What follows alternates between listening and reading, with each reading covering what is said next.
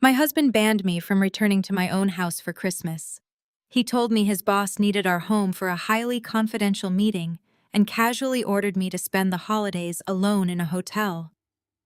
I sat in my freezing car listening to the dial tone, wondering how my marriage had come to this. But what he did not realize was that his arrogant demand was the exact thread I needed to unravel his entire life. Before I continue this story, let me know where you are watching from in the comments below. Hit like and subscribe if you have ever had to use your professional skills to expose a toxic betrayal. My name is Sydney, 30 years old, and a forensic accountant for an independent firm here in Chicago. My job is to follow the money hunt down financial discrepancies and expose corporate fraud. I spend my days buried in spreadsheets and encrypted ledgers tracking the truth hidden beneath layers of lies.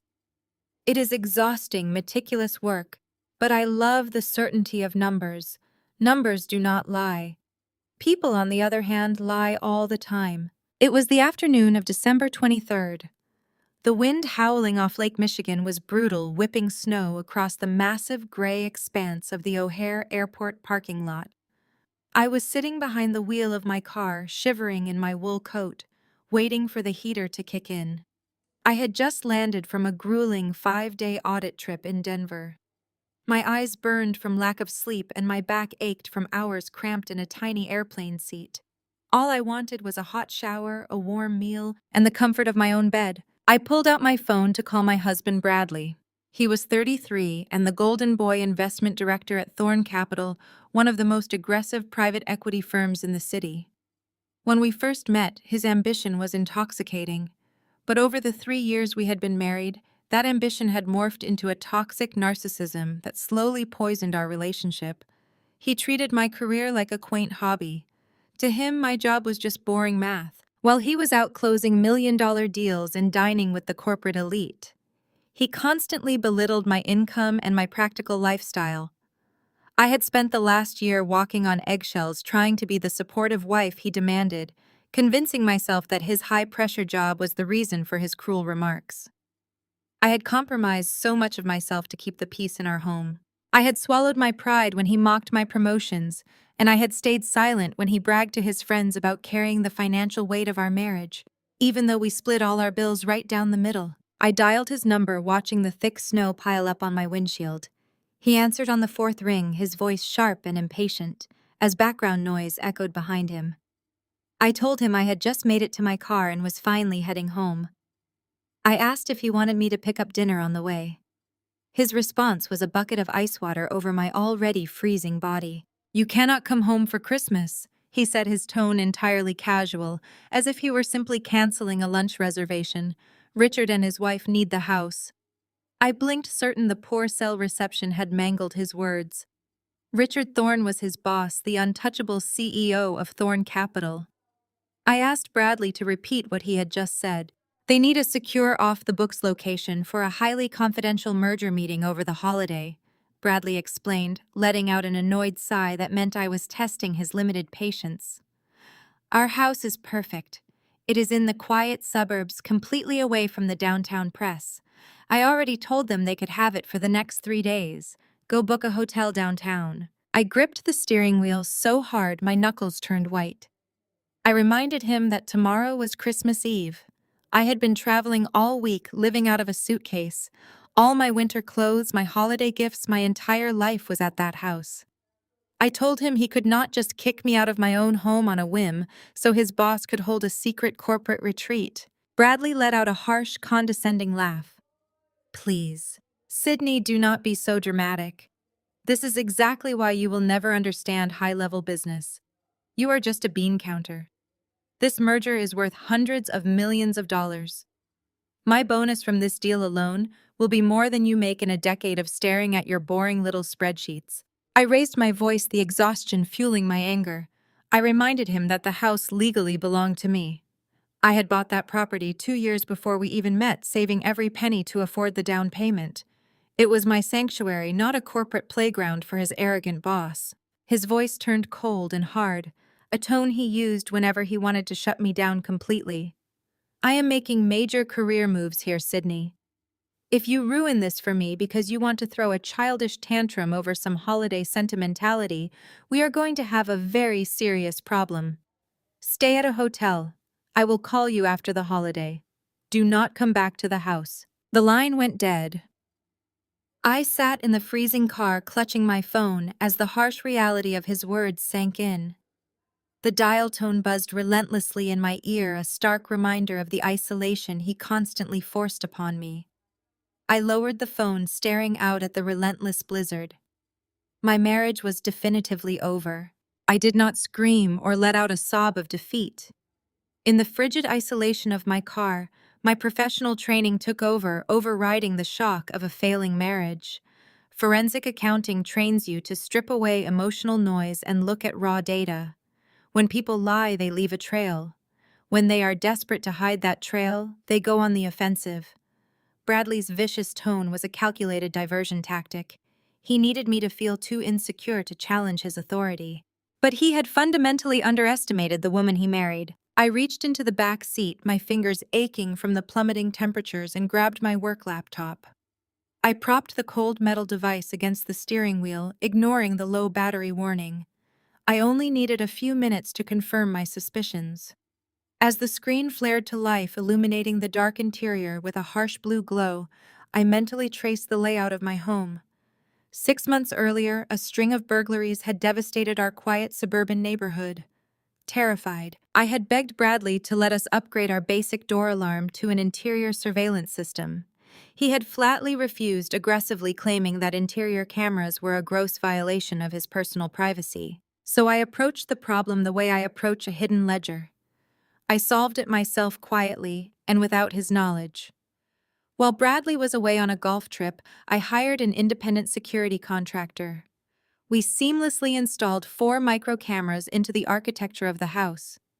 I placed one directly inside the living room smoke detector, another disguised within the kitchen wall clock, a third monitoring the main entryway, and the final camera positioned high in the corner of the basement utility room. I paid the contractor entirely in cash. Bradley lived in that house completely oblivious to the fact that an unblinking digital eye covered every major intersection of his life. The laptop finished booting. I opened a highly secure virtual private network and typed in the IP address of my dedicated server. The system prompted me for a complex password, followed by a 2-factor authentication code sent to my phone. The severe cold was seeping through the floorboards, turning my breath into thick white clouds, but I refused to turn the engine back on. The absolute silence helped me focus. A spinning circle appeared, verifying my credentials. I watched the progress bar inch forward, my heart beating a heavy rhythm. Perhaps Richard Thorne really was there conducting an illicit corporate merger. But the forensic auditor in me knew better. The mathematics of his aggressive excuse simply did not add up.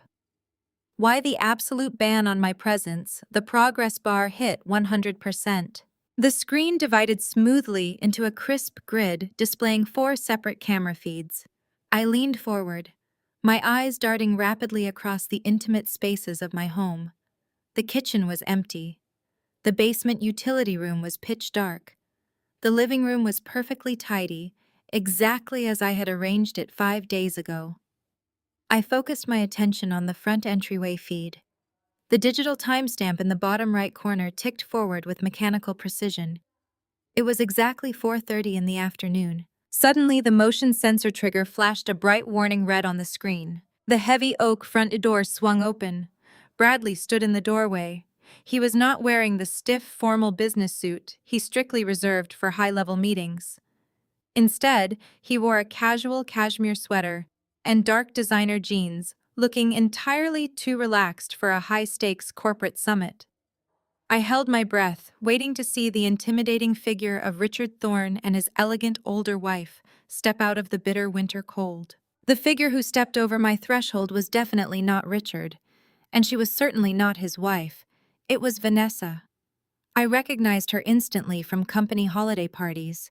She was Richard Thorne's senior executive assistant. She was 25 years old, fiercely ambitious, and widely known around the firm for her ruthless networking skills.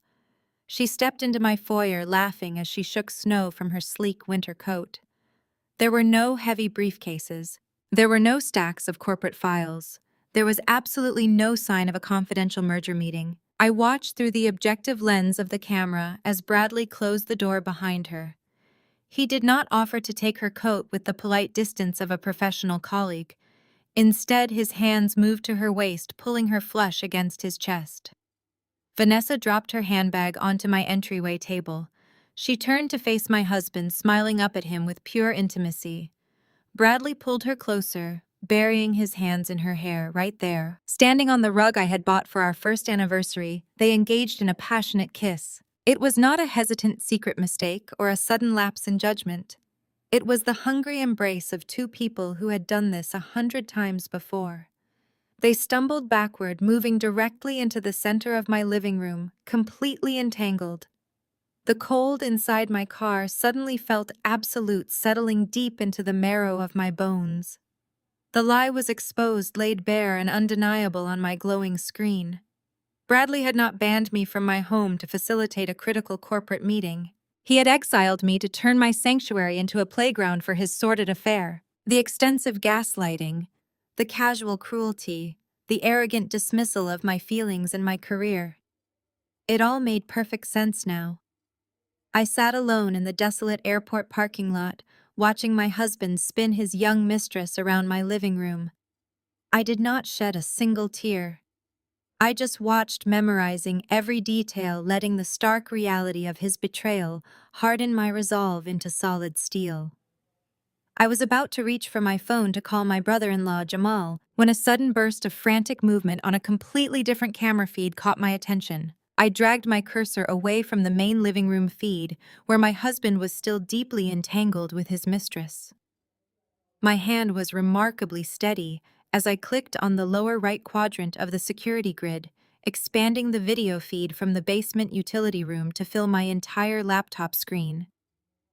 This was a damp, unfinished concrete space beneath our house that housed our heavy HVAC unit, a backup generator, and sturdy metal shelves lined with dusty holiday decorations. It was a space Bradley completely avoided, claiming he hated the subterranean chill, which was exactly why I had positioned a camera high up in the rafters there. The motion sensor light had suddenly flicked on, casting long, harsh industrial shadows across the gray cement floor. The heavy fireproof door that provided exterior access directly from the garage was currently propped wide open, letting the brutal winter wind swirl inside. Through that open door walked Richard Thorne. Seeing him standing in my mundane suburban basement was deeply jarring. Richard was a titan of the Chicago financial district, a billionaire who commanded boardrooms and terrified seasoned analysts with a single look. He was a man who exclusively wore custom-tailored Italian suits and projected an aura of absolute untouchable authority. But right now on the glowing screen of my laptop, that impenetrable facade was completely shattered. He looked entirely unraveled. His expensive silk tie was yanked loose, his heavy wool overcoat was hastily thrown over one arm, and his usually immaculate silver hair was disheveled by the harsh wind. He was breathing heavily, his chest heaving, his face flushed a mottled crimson against the biting cold as he stepped into the room. He did not look like a powerful CEO arriving for a high-level strategy session.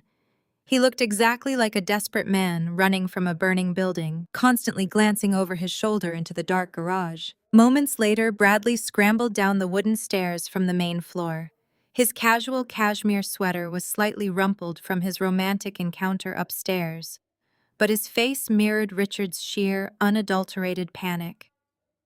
The contrast between the two scenes playing out in my house was staggering. Richard did not even acknowledge the faint smudge of lipstick smeared on Bradley's collar, nor did he ask about the young woman waiting in the living room above them. The illicit affair was utterly irrelevant to the massive crisis currently unfolding. Richard barked a sharp, silent command, gesturing aggressively toward the open garage door. Bradley nodded frantically, his usual arrogant swagger completely gone, replacing it with the frantic obedience of a terrified subordinate. He rushed past his boss and sprinted out into the freezing night. When Bradley reappeared on the camera feed seconds later, he was struggling under the awkward weight of 3 massive cardboard banker boxes. As he turned sideways to maneuver the heavy load through the narrow doorframe, the harsh overhead utility light perfectly illuminated the side of the corrugated cardboard. The bold, unmistakable blue crest of Thorn Capital was stamped squarely across the center. Bradley dropped the heavy stack onto the concrete floor with a violent thud, immediately turning back toward the garage for more. Richard followed suit, abandoning his expensive overcoat on a dusty storage rack. Together, the two men formed a frantic, desperate assembly line. They hauled box after heavy box from the trunk of Richard's unseen vehicle, piling them haphazardly against the damp concrete walls. They worked until a towering fortress of corporate records filled the tiny windowless room. By my rapid estimation, there had to be at least 40 boxes, representing tens of thousands of pages of deeply confidential financial history. Then Richard wheeled in the final, most damning piece of equipment. It was not a standard flimsy office paper shredder. It was a massive, heavy-duty industrial disposal unit, the specific kind utilized by secure document destruction facilities to obliterate thick legal binders, optical drives, and bulk paper stacks into microscopic, unrecoverable dust. The gray steel machine looked menacing, a heavy block of destructive power that visibly vibrated the moment Bradley plugged its thick black cord into the high-voltage wall outlet. They did not hesitate for a single second. Richard violently ripped the lid off the nearest banker box, grabbing thick, chaotic fistfuls of paper documents. He fed them aggressively into the machine's wide steel jaws. Although the camera feed lacked audio, I could practically see the shredder roaring to life, violently chewing through the thick paper with a deafening mechanical grinding force. Bradley tore into the second box, pulling out thick leather-bound ledger books. He ripped the pages directly from their heavy spines, his face contorted with panic, and forced them down the disposal chute. They worked with a desperate, feverish energy, their hands moving in an absolute blur as the machine ruthlessly consumed the records. Sitting in the freezing isolation of my car in the airport parking lot, the final pieces of the puzzle clicked together with terrifying, crystalline clarity. The cold air in my lungs seemed to turn into solid ice. As a highly trained forensic auditor, I knew exactly what I was witnessing. In an era dominated by digital cloud storage and encrypted servers, physical paper trails only exist for one specific reason, which is shadow accounting. Wet signatures on off-the-books contracts, phantom asset ledgers, and unauthorized offshore transfer approvals are kept offline to avoid digital detection.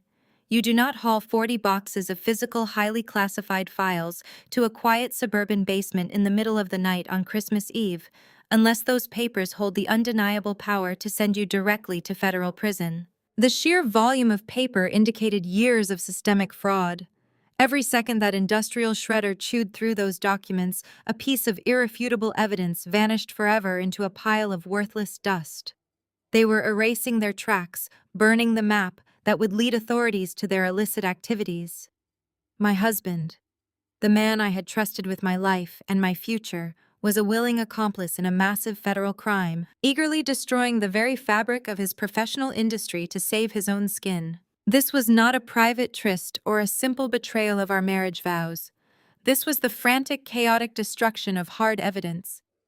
Bradley had not just ruined our life together, he was actively orchestrating a massive corporate cover-up alongside his billionaire boss. The scope of this betrayal had instantly escalated from a devastating domestic dispute to a major criminal conspiracy playing out right over my foundation. The raw realization stripped away the last lingering remnants of my heartbreak, replacing it with a sharp, calculating adrenaline. I reached for my phone, my cold fingers flying across the glass screen with practiced precision. I completely bypassed Bradley's contact information, navigating straight to my favorites list. I hit the speed dial for my brother-in-law, Jamal. I needed tactical expertise, and I needed it immediately. The line rang twice, echoing in the quiet cabin of my car, before his deep, steady voice answered the call, and I knew exactly what my next move had to be. "Sydney, everything all right?" Jamal asked, the concern immediately evident over the static of the connection. I did not waste time with pleasantries. I told him I needed to see him right now, that it involved Bradley Richard Thorne and an industrial shredder currently running in my basement. A heavy silence fell over the line, followed by the sound of a chair scraping against a hard floor. "Get here!" Jamal instructed, his tone instantly shifting from concerned brother-in-law to federal agent. "Do not go home. Do not pass your neighborhood. Drive straight to my house. Hannah is making coffee." I threw the car into drive, my tires spinning briefly on the accumulated ice before catching traction. The drive from O'Hare to their neighborhood in Evanston usually took 40 minutes, but the blizzard had transformed the interstate into a treacherous obstacle course of abandoned vehicles and blinding whiteout conditions. I gripped the steering wheel, using the required intense focus of driving in the snow to suppress the overwhelming urge to scream.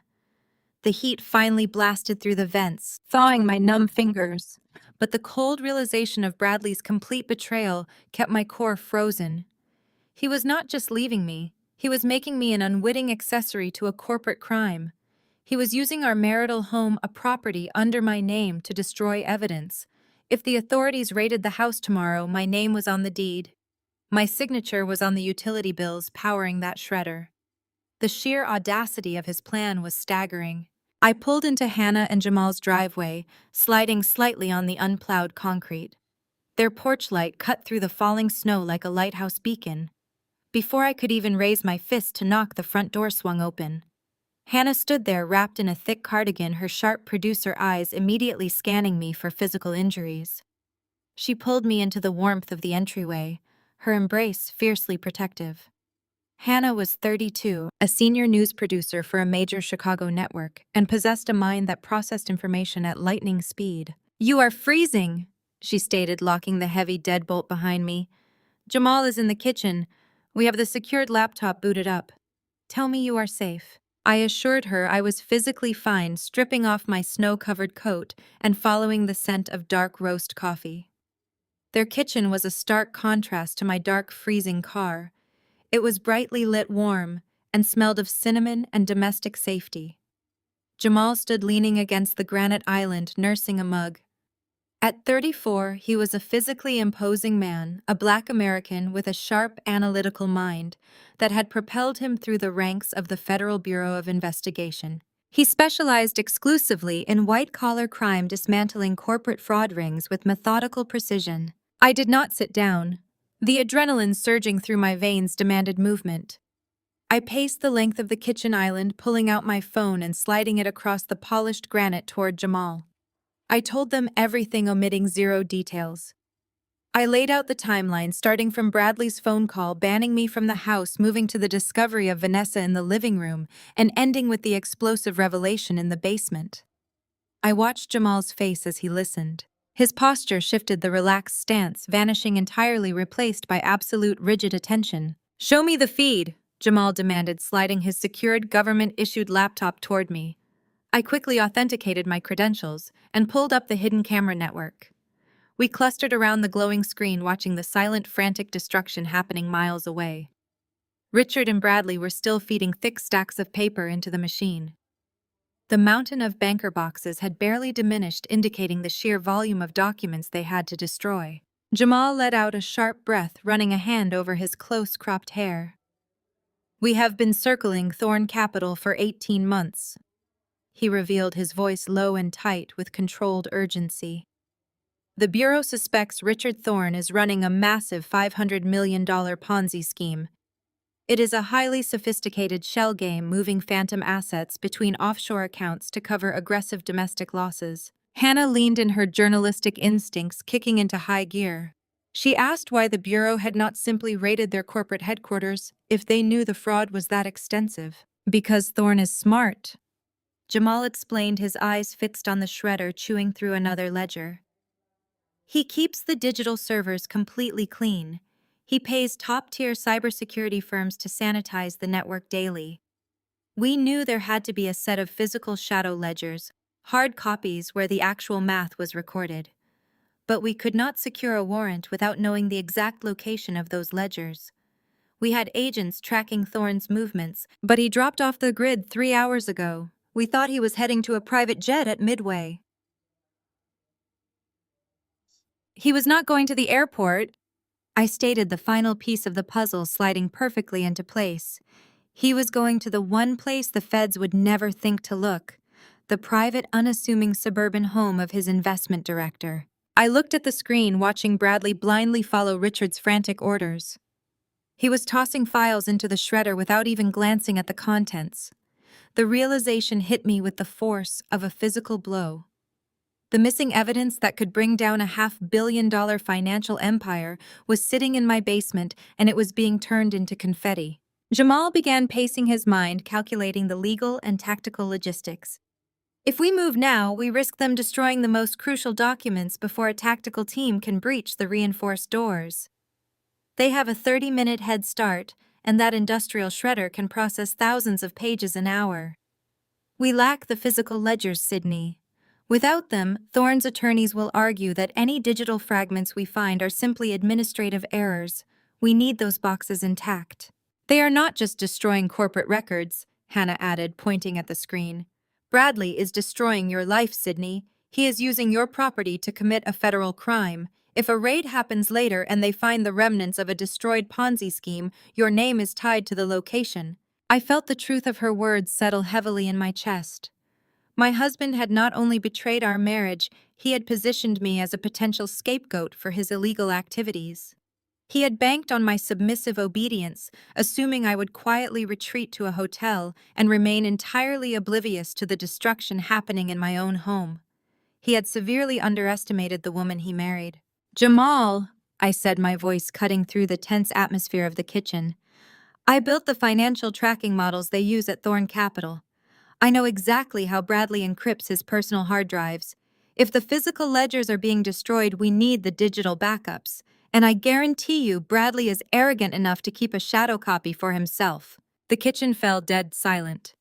Jamal stopped pacing and looked at me, a sharp, dangerous smile slowly forming on his face. The safe house briefing had just transformed from a frantic defensive scramble into a calculated offensive strike. The evidence was burning, but I possessed the ultimate key to the digital ashes. Jamal did not waste a single second. He spun around, leaving his coffee untouched on the granite island, and led the way down the hall to his home office. Hannah followed close behind, securely locking the heavy mahogany door once we were all inside. The room was a federal agent's sanctuary, a meticulously organized command center lined with dual monitor setups, secure servers, and expansive whiteboards. I bypassed the guest chair and took the ergonomic leather seat at the center desk, cracking my cold knuckles. The adrenaline that had carried me through the blinding blizzard was now refining into a laser-focused clarity. I was no longer the devastated wife standing in a freezing airport parking lot. I was Sydney, the forensic auditor, and I was exactly where I belonged. Bradley always considered himself a financial genius, a master of the universe, who could outsmart seasoned federal regulators and effortlessly deceive his own wife. But his towering arrogance was his absolute undoing. When we first moved into our house, I had personally installed and configured our entire home network. I established the cloud router, set the administrative protocols, and built the security firewalls from scratch. Bradley had mocked me for spending an entire Saturday running Ethernet cables and securing the bandwidth, claiming standard wireless was perfectly fine for a quiet suburban street. Because I retained the master administrative keys, gaining remote access to his personal desktop computer was completely legal and laughably easy. I was not hacking a federal target. I was simply a homeowner logging into my own local area network. I pulled up the command terminal on Jamal's massive high-definition monitor. My fingers flew across the mechanical keyboard, rapidly executing the secure handshake protocols I had established years ago. A black screen filled with cascading lines of green code reflected in my eyes. Jamal stood directly over my left shoulder, his arms crossed, his breathing slow and measured. Hannah stood on my right, her phone recording the screen for her own investigative purposes. Within 90 seconds, I had bypassed the router's external-facing security and tunneled straight into the IP address assigned to Bradley's home office workstation. He had locked his primary hard drive with a standard commercial encryption software. It was an expensive program, but he had tied the emergency recovery key to our shared home insurance cloud server. It was an astonishingly lazy mistake for a man managing hundreds of millions of dollars. I routed the recovery key through Jamal's sophisticated decryption software to completely mask the origin ping. The blue progress bar crawled across the screen. We waited in absolute silence. The only sound in the room was the heavy winter storm violently battering against the office windows. Then a soft chime signaled success. Bradley's encrypted drive cracked wide open. The digital vault was ours. I did not waste time searching for incriminating emails or illicit text messages. I went straight for the raw financial data. I located a hidden nested folder cleverly disguised as obsolete tax return archives from 5 years ago. Inside were dozens of massive, heavily macro-laden Excel spreadsheets. I opened the master file and let out a sharp gasp. The sheer scale of the fraud was breathtaking. Jamal leaned closer, his dark eyes scanning the endless columns of numbers. It was the exact digital mirror of the physical ledgers Richard Thorne was currently feeding into the industrial shredder miles away. The rows detailed a classic textbook Ponzi structure, but it was executed with terrifying modern efficiency. Capital from new high-net-worth investors was not being allocated into the stated emerging technology funds. Instead, it was being aggressively funneled through a labyrinth of phantom assets. I began tracing the digital flow of the dark money. I meticulously mapped the transit lines, watching how the massive funds were fractured into thousands of microtransactions specifically calculated to avoid federal reporting triggers. The money flowed from Chicago to a series of domestic shell companies registered in Delaware and Nevada under fictitious board members. From there, it crossed international borders, washing through anonymous banking institutions in the Cayman Islands, Belize, and Switzerland. Bradley had constructed an intricate digital pipeline specifically designed to launder $500 million while maintaining the flawless illusion of legitimate corporate growth. He was not just Richard Thorne's subordinate. My husband was the chief architect of the entire laundering apparatus. I initiated a secondary trace isolating the outbound flow from Bradley's personal offshore accounts. If he was managing the fraud, he was inevitably skimming from the top. The isolated ledger revealed a secondary network of hidden wealth that made my stomach turn. Millions of dollars had been quietly siphoned off the main laundering pipeline and diverted into a private account held securely in the Bahamas. But it was the expenditure log attached to this specific account that brought the personal betrayal into agonizing focus. While he was actively complaining to me about our grocery bills and my modest clothing budget, Bradley was hemorrhaging stolen money on his mistress. I opened the transaction receipts, my forensic detachment momentarily wavering as the reality of his double life materialized on the bright screen.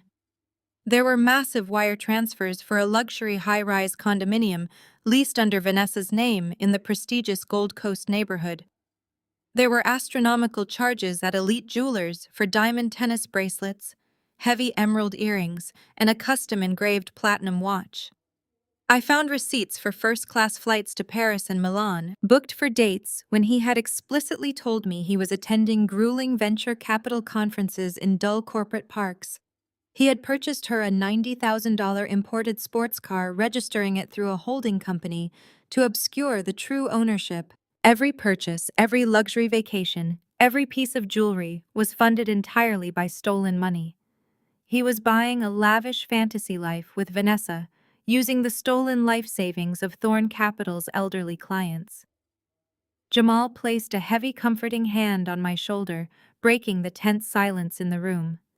He told me I had just handed the Federal Bureau of Investigation the holy grail of white-collar prosecutions. We possessed the exact coordinates of the offshore accounts, the specific routing numbers, the shell company registries, and the definitive, undeniable proof of massive embezzlement. I sat back in the chair, staring at the long list of luxury purchases my husband had showered on another woman. The shock had completely evaporated, leaving behind a cold, calculating rage.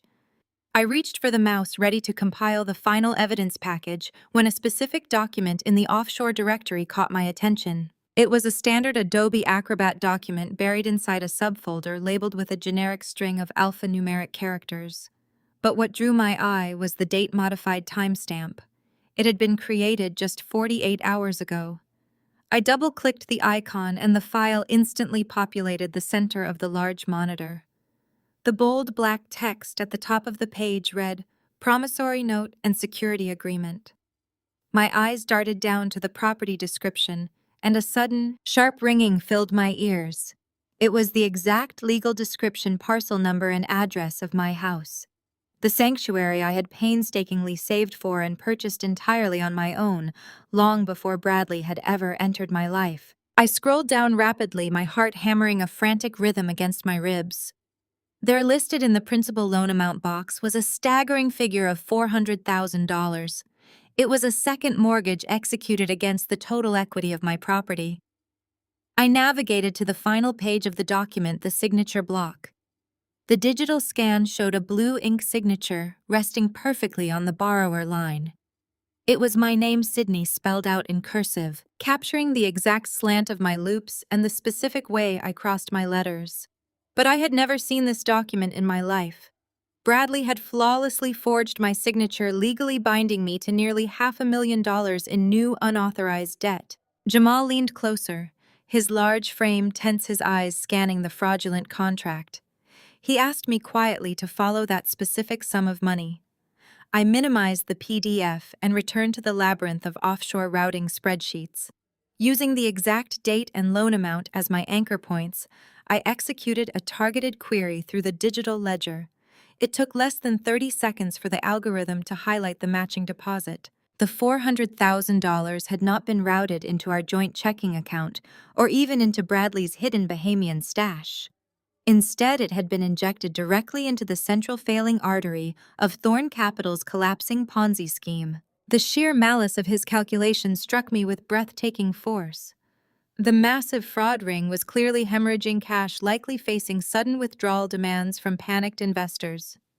Richard Thorn was desperate for liquidity to maintain the illusion of solvency just a little longer. Bradley had sacrificed my home, leveraging my financial future into oblivion simply to plug a temporary hole in a sinking ship. He had stolen my equity to appease his boss and buy them both a few more days of freedom. But why just a few days? Forensic accounting is not just about tracking numbers. It is about understanding the human behavior driving those numbers. Fraudsters only inject personal capital into a dying scheme when they are purchasing time for an exit strategy. I opened a new command window and initiated a deep dive into the travel and logistics folders hidden adjacent to the financial ledgers. I bypassed another flimsy password protection barrier and accessed a folder containing recent digital purchases. The contents were the final nails in the coffin of my marriage. I pulled up a pair of confirmed electronic boarding passes issued by a premium international airline. They were scheduled to depart from Chicago O'Hare on December 26th, exactly 2 days from now. The destination was a private airstrip in the United Arab Emirates, a jurisdiction notoriously difficult for federal extradition. The two names printed clearly on the first-class itineraries were Bradley and Vanessa. He was not just having a casual workplace affair. He was orchestrating a permanent vanishing act. The entire narrative he had spun earlier that afternoon was a meticulously constructed distraction. Banning me from our home for a fake corporate merger was never about getting me out of the way for a holiday tryst. It was about ensuring the house was completely empty so he and Richard could destroy the physical evidence without interruption. Bradley planned to burn the Thorn Capital ledgers, fly across the world with his mistress, and leave me completely blind to the destruction. I would be left standing in the ashes of our life, holding a fraudulent $400,000 mortgage, while the Federal Bureau of Investigation kicked down my front door looking for the mastermind of a $500 million crime ring. At that precise moment, a sharp vibration rattled against the granite countertop.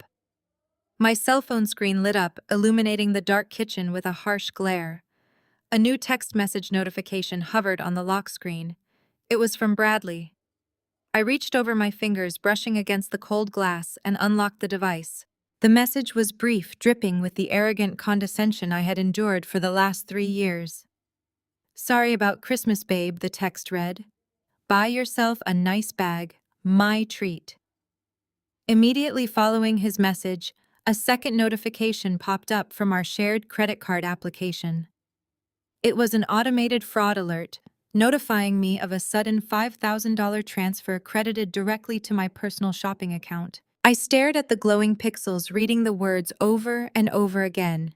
He had just stolen my house, framed me for federal fraud, and booked a one-way ticket to the Middle East with his 25-year-old assistant.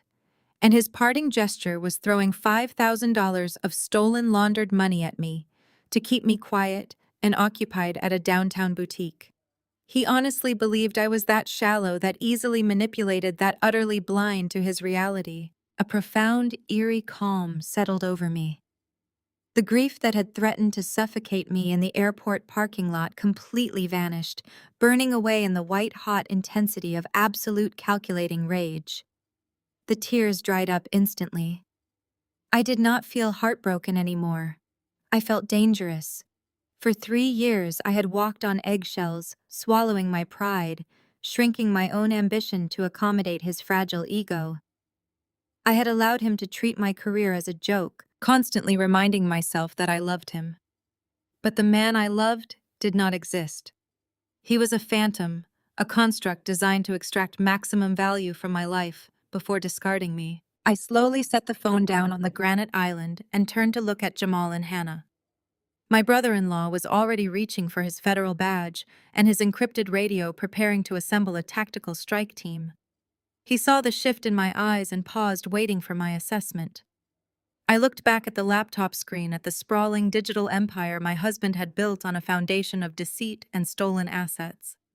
Bradley thought he had outsmarted everyone. He thought he could casually toss me aside and fly away into the sunset. But he had forgotten one crucial detail. I was the one who built the system, and I was the one who knew exactly how to dismantle it. I was going to tear his entire world apart, line by line, ledger by ledger, until there was absolutely nothing left. It was now the dawn of December 24th. The brutal blizzard outside had finally broken, leaving behind a deceptive, pristine white blanket over the quiet Evanston neighborhood. I had not slept a single minute. My eyes were burning from staring at the bright monitor, but my mind was operating with frightening clarity.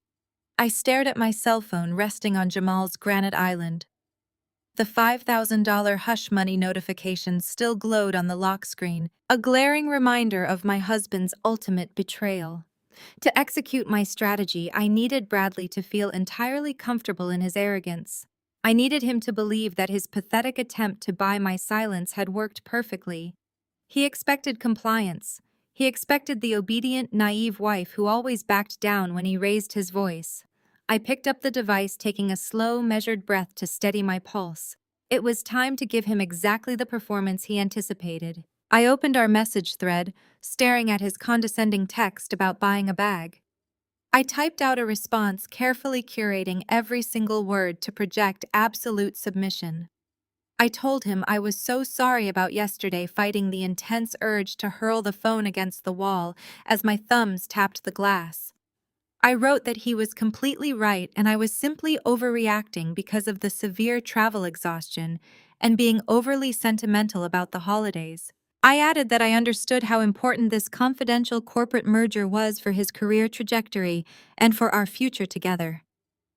I explicitly stated that I took his advice, checked into a luxury hotel downtown, and was currently enjoying a relaxing spa weekend.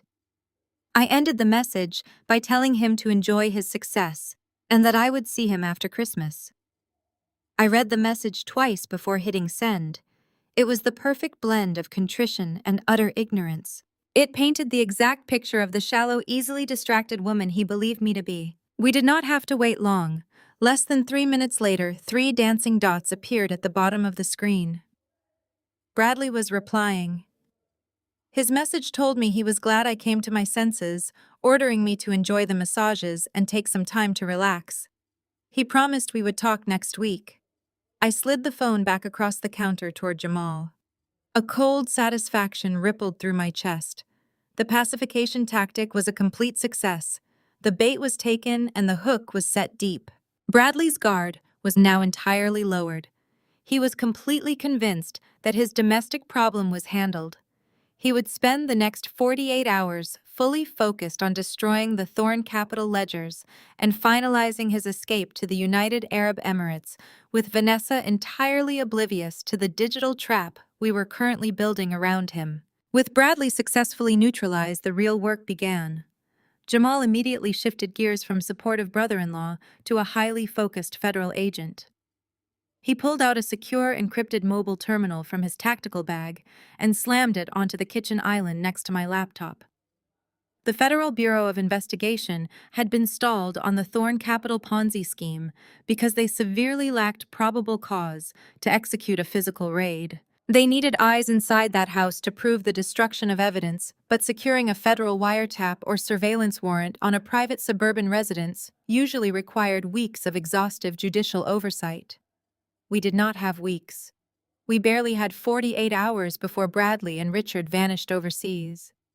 However, the legal landscape shifted dramatically because my name was exclusively on the deed to that property. As the sole legal owner of the residence, I possessed the unilateral authority to grant law enforcement absolute access to my own internal security systems. Jamal dialed his division chief, waking the man up at 6 in the morning. I listened as Jamal rapidly outlined the situation, speaking in clipped, tactical jargon. He detailed the physical destruction of evidence occurring at a known address, the immediate flight risk of the primary suspects, and most importantly, the presence of a cooperative property owner willing to provide immediate, unrestricted access. The chief demanded explicit confirmation. Jamal handed the secure phone to me. I formally identified myself, recited my home address, and verbally authorized the Federal Bureau of Investigation to intercept, record, and monitor the digital camera network operating inside my house. I explicitly waived my right to privacy for those specific feeds. We were executing a critical legal maneuver, transforming my covert domestic cameras into a fully sanctioned federal surveillance operation. As soon as the verbal authorization was recorded and logged into the federal database, Jamal's technical team at the regional field office went to work. Jamal connected his secure terminal directly to my laptop using a heavy, reinforced cable. He instructed me to open the administrative port on my camera network's virtual private network. I quickly bypassed the firewalls I had built, leaving the digital backdoor wide open for the federal technicians. I watched the command prompt on Jamal's screen flood with rapid data sequences. The FBI Cyber Division was actively establishing a secure tunnel between their mainframe downtown and the micro cameras hidden inside my smoke detectors and wall clocks. They were not just watching the feed, they were officially tethering the home's hidden security feed to the FBI's servers. Every single frame of video was now legally admissible in a federal court of law. The integration process took less than 20 minutes. A green notification flashed on Jamal's terminal confirming the successful tether. He tapped a few keys and a high-resolution 4-quadrant grid appeared on his screen. It was identical to the interface on my laptop, but this one bore the official seal of the Department of Justice in the corner. We were now looking at a live, authorized federal surveillance feed. I leaned forward, my eyes fixed on the basement utility room. The industrial shredder was currently silent, the room empty. But the towering stack of Thorn Capital banker boxes was still there, severely depleted, but not completely destroyed. Bradley and Richard had obviously taken a break to sleep, confident in their isolation and their impending escape. Hannah brought over fresh coffee, setting a steaming mug next to my hand. She looked at the federal feed and then at me, shaking her head in sheer disbelief at how rapidly the situation had escalated. In the span of a single night, my house had evolved from a sanctuary into a crime scene, and now into a heavily monitored federal trap. Jamal began coordinating with his tactical teams, establishing a covert perimeter surveillance unit to monitor the exterior of my house. He requested unmarked vehicles to cover the street, ensuring Richard and Bradley could not leave the premises with any surviving documents or digital drives. The federal net was drawing tighter by the minute. I sat back in the ergonomic chair, wrapping my cold hands around the hot ceramic mug. Bradley had thoroughly calculated every financial variable, but he had failed to account for the simple fact that I was watching his every move. The federal trap was set, but the legal system inherently moves at its own methodical pace, even with live surveillance capturing the ongoing destruction of evidence. To completely obliterate Bradley and Richard's exit strategy, we needed to detonate their public reputation before they even realized the Federal Bureau of Investigation was standing at their front door. It was time to attack from a different flank, and Hannah stepped seamlessly into the offensive line. She had been quietly observing the decryption process over my shoulder, her mind already shifting from a supportive sibling into a ruthless media executive, mentally drafting headlines and segment blocks. As a senior investigative producer for one of Chicago's premier television news networks, she possessed a weapon just as lethal as Jamal's federal badge, the devastating unfiltered power of the primetime broadcast. I swiftly compiled a secondary data package on the laptop. I meticulously stripped away any metadata, IP addresses, or origin codes that could trace the digital footprint back to my home network or Jamal's secure terminal. I exported the raw offshore routing numbers, the Cayman Islands shell company, registries, the fake mortgage documents, and the damning ledgers showing the systematic draining of elderly clients' retirement funds. I encrypted the anonymized forensic dossier onto a standard flash drive and handed it across the kitchen island. Hannah took the small silver drive, dropping it into her designer tote bag. Hannah left the sanctuary of Jamal's home office and drove straight into the heart of downtown Chicago, braving the icy, unplowed roads. The broadcasting center was a towering monolith of glass and steel. Typically, the building buzzed with frantic, chaotic energy, but today it was operating on a quiet skeleton holiday crew. The relative emptiness of the building worked entirely in her favor. She bypassed the main reporting bullpen and headed directly for the executive suites on the top floor. To execute this maneuver, she needed absolute authority to push a story of this magnitude onto the airwaves, completely bypassing the standard weeks of preliminary legal vetting and bureaucratic red tape. She cornered the network's executive news director and the lead broadcast counsel in a glass-walled conference room overlooking the frozen Chicago River. Hannah did not pitch the story as a personal domestic crisis. That would have triggered immediate ethical conflicts of interest and buried the evidence in human resources protocols. Instead, she played her hand with absolute professional detachment. She presented the flash drive as the holy grail of financial journalism, claiming she had just concluded a covert meeting with an anonymous high-level whistleblower deeply embedded within Thorne Capital's executive suite. The executives were naturally skeptical of running such a massive, unvetted exposé on Christmas Eve.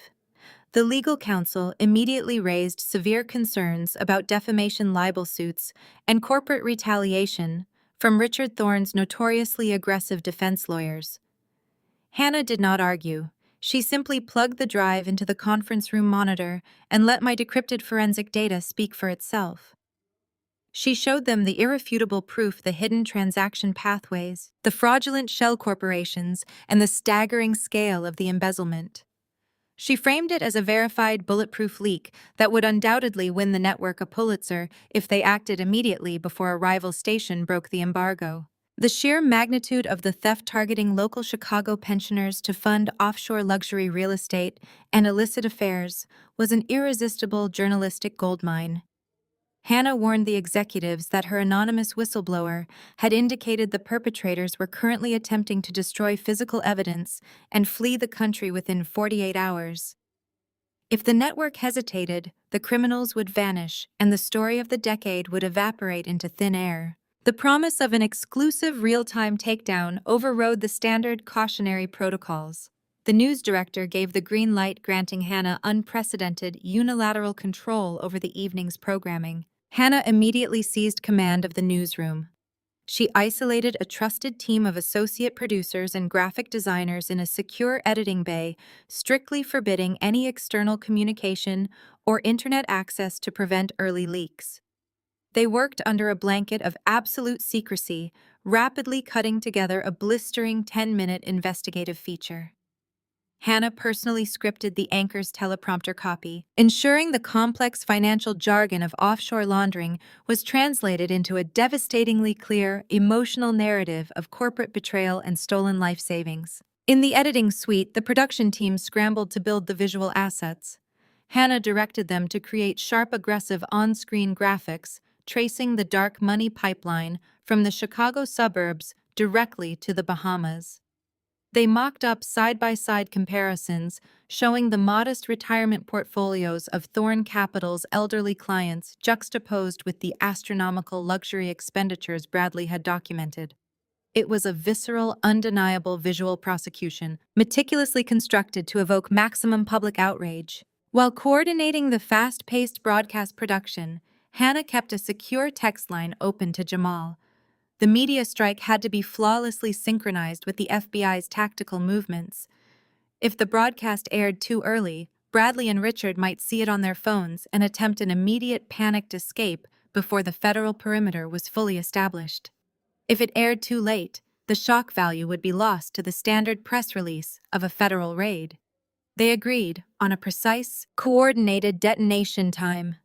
The story would break exactly halfway through the station's primetime holiday broadcast, capturing the maximum possible viewership. The clock ticked relentlessly toward the evening news. In the control room, Hannah stood behind the master mixing board, watching the live feeds of the studio anchors preparing for the show. The atmosphere in the production booth was electric thick with the adrenaline of breaking a career-defining story. Across the city, families were gathering in their living rooms, turning on their televisions for background noise while they wrapped presents and prepared holiday meals. They were expecting heartwarming local features and weather updates on the blizzard. Instead, they were about to witness a highly classified, synchronized media strike designed to publicly obliterate Thorn Capital. Hannah checked her watch, her finger hovering over the communication button to the anchor desk, ready to unleash the digital firestorm. While Hannah prepared to unleash that digital firestorm across the city, my entire reality narrowed down to the 4 glowing quadrants on Jamal's monitor. His home office had fully transitioned from a quiet suburban sanctuary into a highly classified forward operating base. A dozen federal agents moved with synchronized quiet urgency, speaking into tactical headsets and calibrating intercept frequencies. The ambient hum of heavy processing servers and encrypted radio traffic filled the space, but the chaotic noise faded entirely into the background. I was completely captivated by the high-definition surveillance feed broadcasting live from my own living room. The industrial shredder in our basement had finally been powered down. Richard Thorne had departed shortly before dawn to secure his own exit logistics, leaving Bradley alone with his mistress in what used to be my home. The digital cameras I had meticulously installed years ago for neighborhood security were now functioning as a microscopic window into my husband's unparalleled arrogance. The feed was perfectly stable, delivering a crystal-clear image to the federal monitors. Bradley was not behaving like a desperate criminal on the brink of a massive federal indictment. He was acting like a conquering king. He strolled through the open floor plan with a relaxed, triumphant gait, completely convinced that his pacification text had successfully neutralized me. He believed I was oblivious, sitting in a downtown spa while he systematically dismantled our life. Vanessa trailed behind him, her presence in my home a visceral shock to my system. Seeing her name on a flight itinerary was agonizing, but watching her physically occupy my space was an entirely different violation. She walked her fingertips along the edge of my custom upholstery, appraising the furniture with a greedy, calculating gaze. Bradley led her into the kitchen and moved directly toward the climate-controlled wine refrigerator. I watched, my breath catching slightly, as he reached past the everyday bottles and extracted a very specific vintage Bordeaux. It was a rare, expensive bottle I had imported from France, carefully saving it for the day I secured my senior partnership at the auditing firm. He uncorked it with effortless entitlement, pouring generous dark red measures into my favorite crystal goblets. He handed a glass to Vanessa, and they clinked them together in a celebratory toast. The federal audio intercept was flawless, picking up every subtle inflection of their voices. The sound of their laughter echoed through the staging room, sharp and grating. Vanessa took a sip of my wine and leaned against the granite counter, looking around the kitchen with a dismissive smirk. The microphones picked up her exact words as she called me a pathetic wage slave. She mocked the modest car I drove and the long, grueling hours I spent analyzing corporate ledgers, laughing at how hard I worked for a fraction of the wealth they were currently stealing. Bradley did not defend me. He joined the chorus of degradation.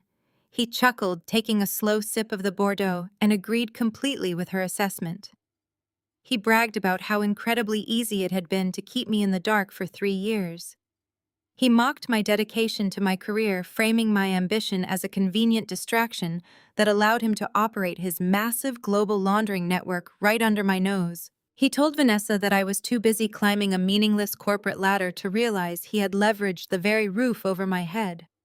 Hearing the man I had slept beside casually dissect my character and intelligence for the amusement of his accomplice was a surreal, out-of-body experience. The surveillance feed automatically tracked their movement as Bradley took Vanessa by the hand and led her up the sweeping oak staircase. The monitor switched to the camera concealed within the master bedroom smoke detector. My stomach tightened not from romantic jealousy, but from a fierce primal territorial instinct. Vanessa did not hesitate. She walked straight over to my antique mahogany vanity. She began opening my velvet jewelry boxes, her hands carelessly rifling through my most personal possessions. She bypassed the standard commercial pieces Bradley had bought me for various anniversaries and zeroed in on a small, ornate wooden box tucked securely in the back corner of the drawer. Inside rested a vintage emerald and diamond necklace. It was a flawless, irreplaceable family heirloom passed down from my late grandmother. It was the only piece of genuine history I owned a tangible connection to the woman who had raised me. Vanessa lifted the heavy jewels to the light, the emeralds flashing brilliantly on the federal monitor. The audio feed picked up her greedy voice asking if she could have it, casually claiming the vintage stones would look absolutely perfect with the outfit she planned to wear in Dubai. I waited for a fraction of a second, wondering if Bradley possessed even a microscopic shred of basic human decency. I waited to see if he would draw a line at stealing a dead woman's legacy. He did not. Bradley simply smiled. His charismatic, hollow smile took the delicate gold chain from Vanessa's fingers and stepped behind her. He swept her hair over her shoulder and fastened my grandmother's necklace around her throat. He kissed her neck and confidently assured her that the emeralds looked significantly better on her anyway. The federal agents standing around the command center shifted uncomfortably in their tactical gear. A heavy, empathetic silence fell over the staging room, broken only by the static of a radio. Jamal stood directly beside my chair. He shot me a look of profound protective concern, his hand resting heavily on my shoulder. The room expected me to break. They expected the devastated wife to finally shatter, to dissolve into tears, to scream at the monitor, or to frantically demand they breach the perimeter immediately. But I did not shed a single tear. My eyes were completely dry, locked onto the high-definition screen with predatory stillness. The last lingering, desperate fragment of empathy I might have unconsciously harbored for the man I married evaporated into the frigid air of the command center. He had violated my sanctuary, stolen my financial equity, and handed my family legacy to a stranger. Watching Vanessa preen in my bedroom mirror, wearing my grandmother's emeralds, was the final, fatal catalyst. I sat back in the ergonomic leather chair, folding my hands perfectly in my lap. The shock was entirely gone, replaced by an absolute sub-zero temperature of the soul. I was no longer a victim watching a betrayal unfold. I was an executioner observing my targets in their final moments of blissful ignorance, mentally finalizing the absolute inescapable destruction of their lives. The digital feed remained burned into my retinas as we rapidly packed up the command center. There was no more time for remote observation. The execution phase had officially commenced. We left the quiet suburban perimeter of Jamal's home and drove through the freezing snow-choked streets of Chicago. It was exactly 11 o'clock at night on Christmas Eve. The city was practically deserted, illuminated only by festive streetlights and the flashing red and blue strobes of salt trucks clearing the major arteries. We navigated toward the industrial district on the city's outer edge, pulling into the secured subterranean parking garage of a decommissioned municipal water treatment facility. This was the Federal Bureau of Investigation's covert staging area, positioned precisely 4 miles from my neighborhood. The cavernous concrete room echoed with the sharp metallic clatter of heavy weaponry and the low, disciplined voices of a specialized tactical unit. Over 24 elite FBI SWAT operators were already on site, moving with lethal synchronized efficiency. The atmosphere was incredibly tense, completely devoid of any traditional holiday cheer, replaced entirely by the cold, calculated focus of a high-stakes federal raid. Black tactical vehicles were parked in perfectly aligned columns, their heavy diesel engines idling softly to keep the interiors warm in the freezing ambient temperature.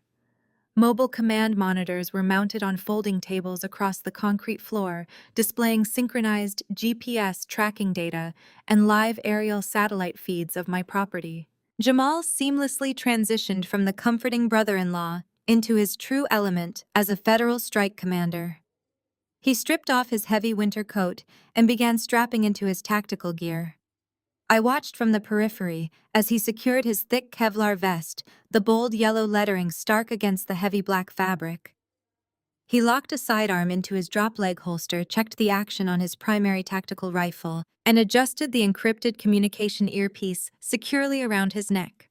The physical transformation was striking. He was a formidable, imposing force projecting absolute authority as the operators gathered around the central command table for the final tactical assembly. I stepped out of the shadows and approached the brightly lit tactical board. This was my domain. I was no longer the grieving wife or the quiet auditor. I was the primary intelligence asset for a federal breach. A large, high-resolution schematic of my home was projected onto the digital smartboard. It was a standard county permit, rendering completely lacking the intricate modified details I had personally overseen during our extensive renovations. I reached forward, connecting my secure tablet to the command console, and overwrote the generic projection with my own meticulously detailed architectural blueprints. The SWAT operators leaned in their eyes, tracking the complex overlay of custom schematics. I took a laser pointer and began breaking down the exact anatomical structure of my property. I started with the exterior perimeter, highlighting the precise blind spots in the security camera network I had personally installed. I pointed out the narrow 6-foot corridor running along the eastern property line, entirely shielded by dense winter evergreens and completely invisible to the motion sensors. I explained that if the Alpha team approached from the neighboring property hugging the brick retaining wall, they could stack up directly outside the primary access points without triggering a single early warning alarm on Bradley's local dashboard. Next, I mapped out the interior flow of the first floor. I detailed the spatial dimensions of the kitchen and the exact positioning of the granite island where the primary targets were currently located. I instructed the secondary entry team on how to manipulate the rear patio French doors. I had specifically chosen a smart lock mechanism that I could remotely disable from Jamal's terminal, allowing the operators to breach the glass instantly without using loud, explosive charges that would shatter the element of surprise. But the most critical objective was securing the physical evidence downstairs. I directed the red laser dot down to the subterranean level of the blueprints. I explained the exact layout of the basement stairs, warning them about a severe blind corner located halfway down the descent, where an operator could easily lose their footing. Then I focused entirely on the utility room door. Bradley believed he was untouchable behind that heavy barrier. I informed the tactical team that the door was a solid core steel reinforced entry point equipped with a biometric deadbolt. If they attempted a standard battering ram breach, the internal security bolts would automatically drop into the concrete foundation, effectively turning the room into a vault, and giving Richard Thorne all the time he needed to destroy the remaining ledgers. I pulled up the electrical grid overlay.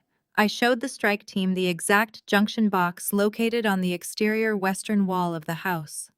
I explained that cutting the main municipal power line would instantly trigger the home's automatic backup generator, but there was a distinct 3-second delay in the transfer switch. During that exact 3-second window of total electrical failure, the biometric deadbolt on the basement door would temporarily disengage to satisfy default fire safety protocols. That was their breach window.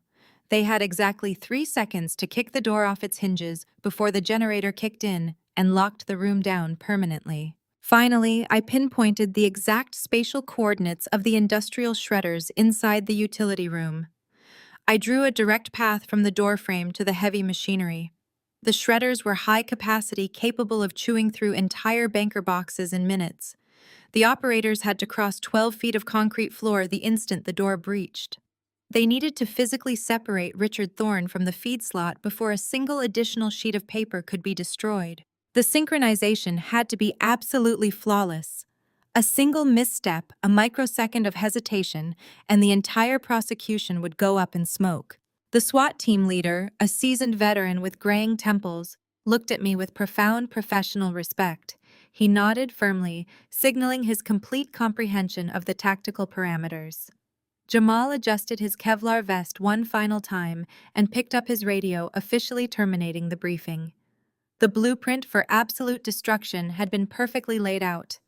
The operators fell into single-file lines, moving toward the idling armored vehicles in absolute disciplined silence.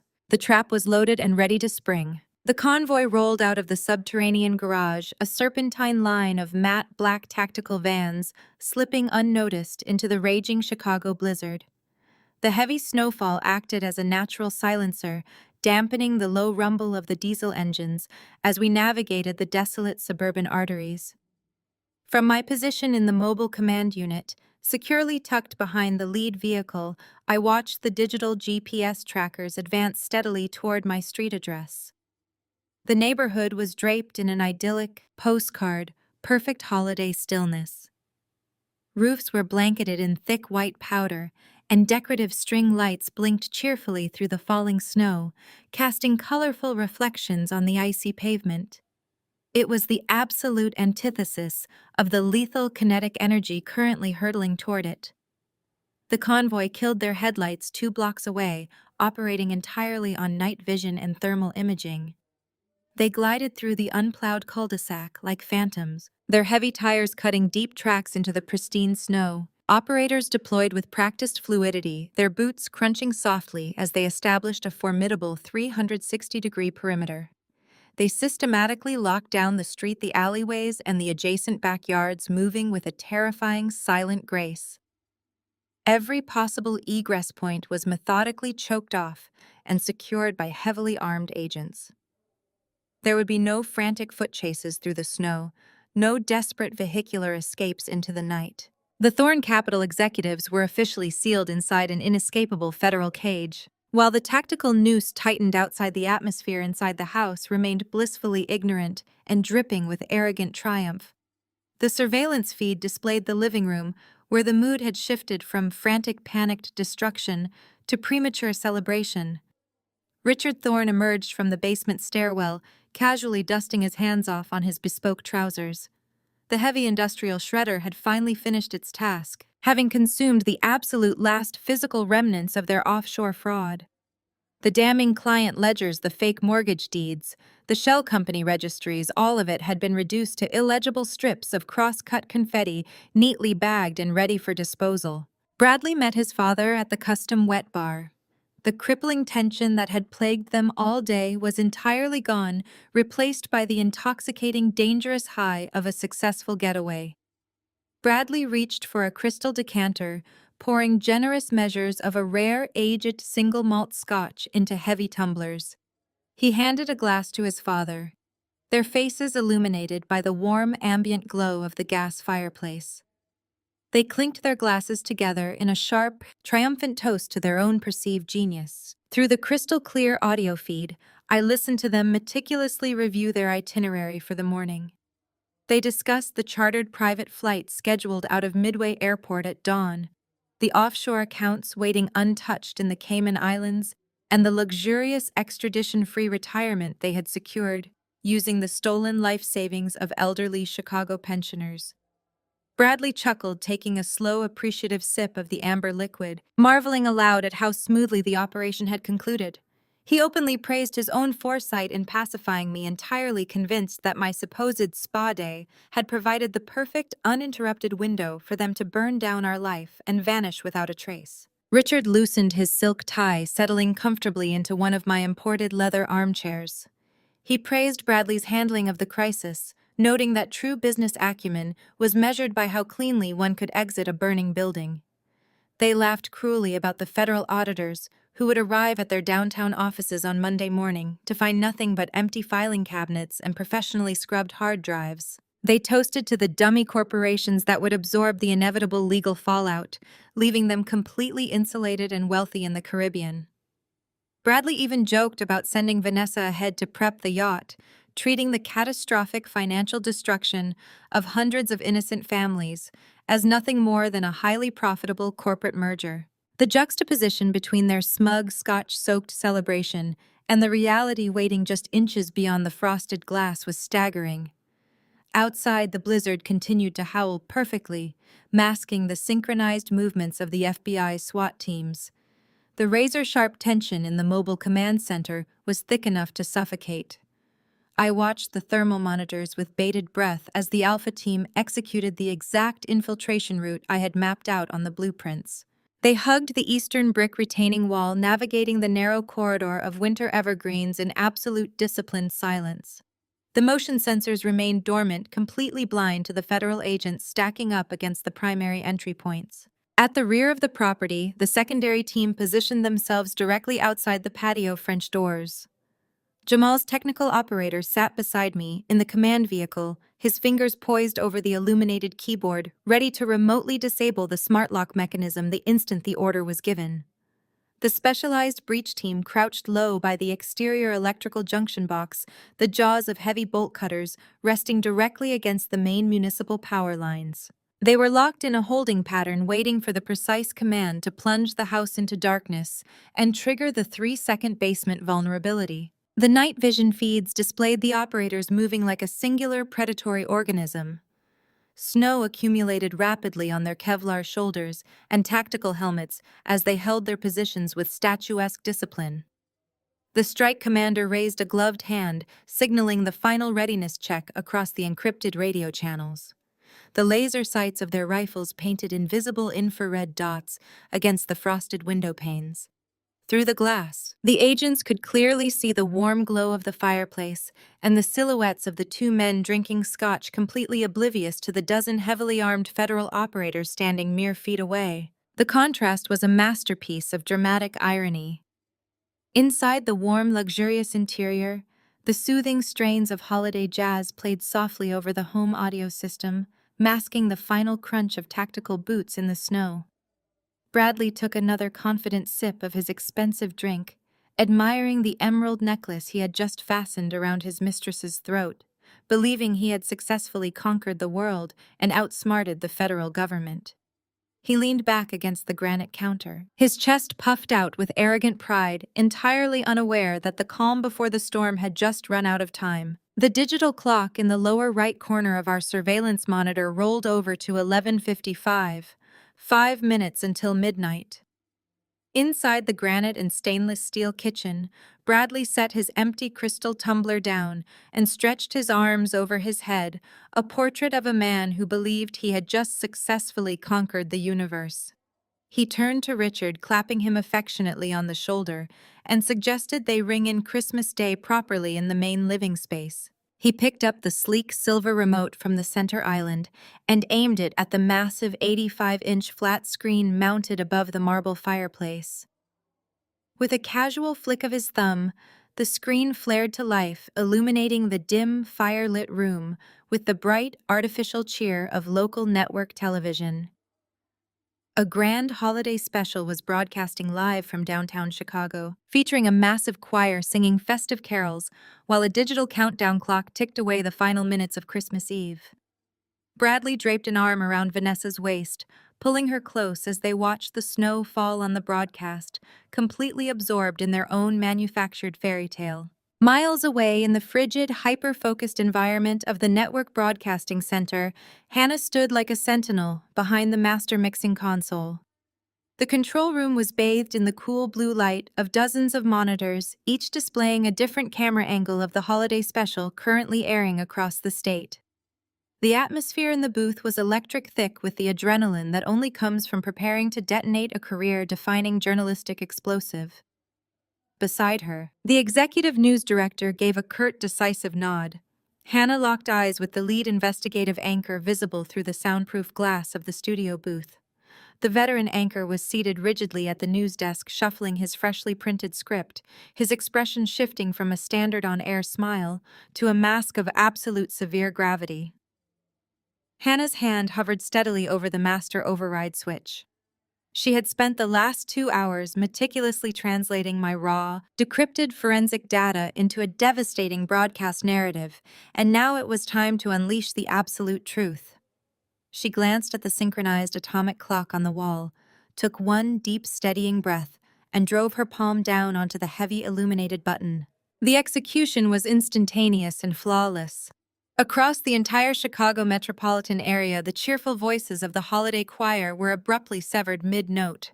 In hundreds of thousands of living rooms, including my own, the festive broadcast vanished.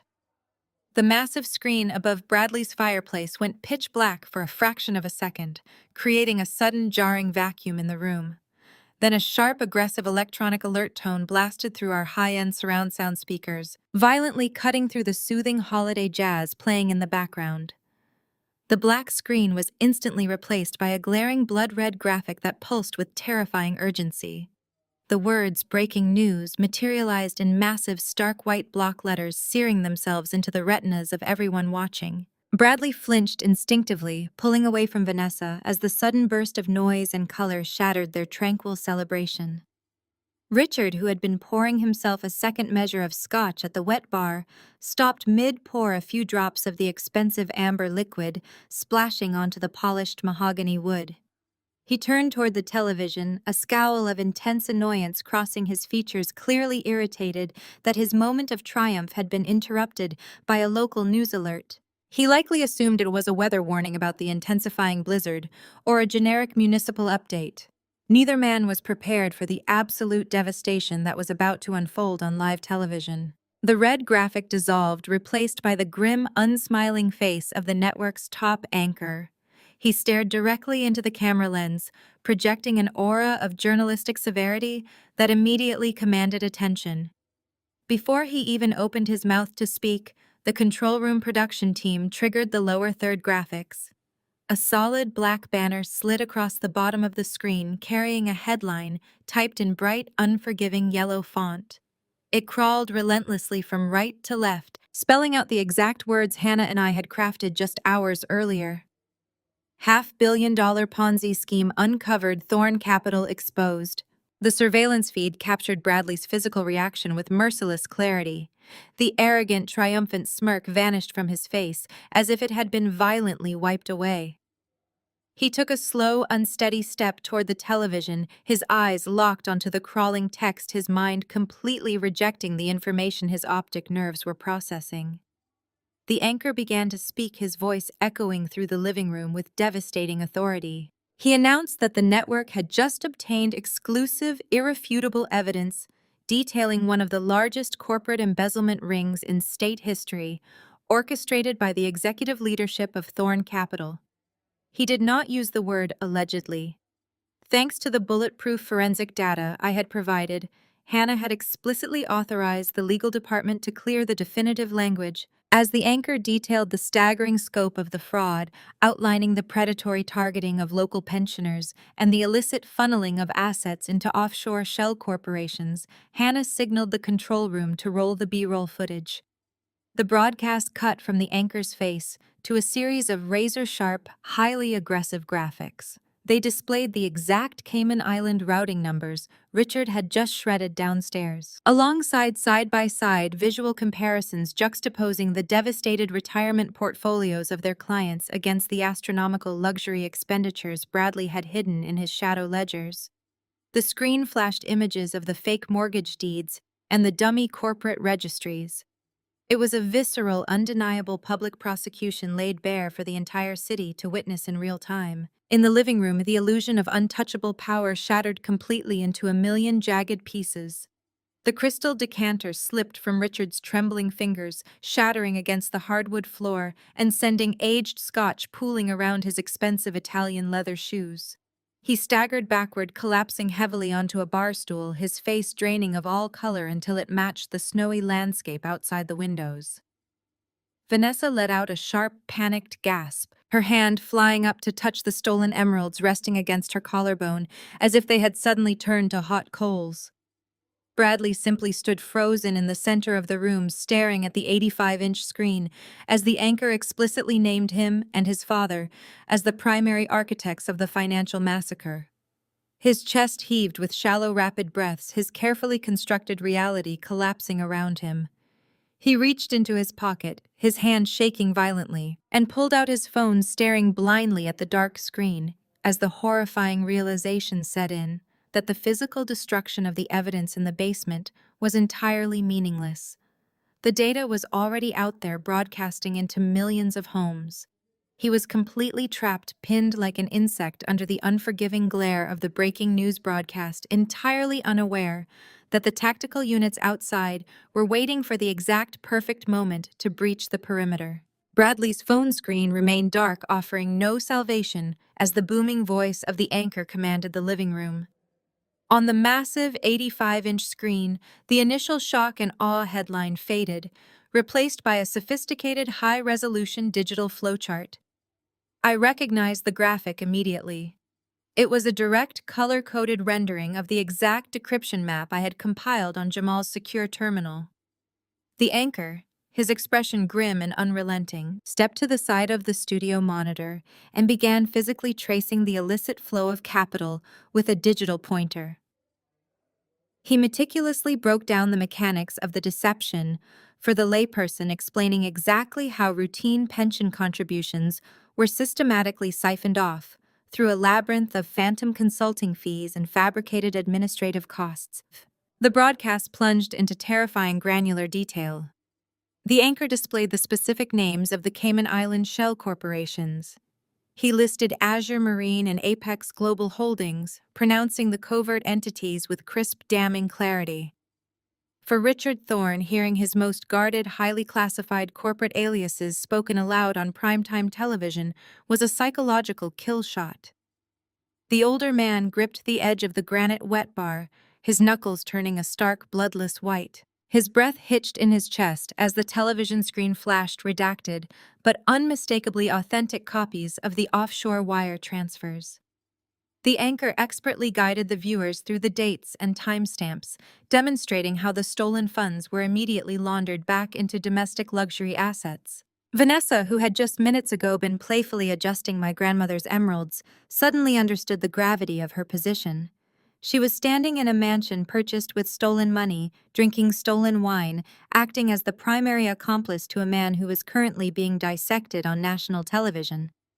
She took a slow, unsteady step backward, creating physical distance between herself and Bradley.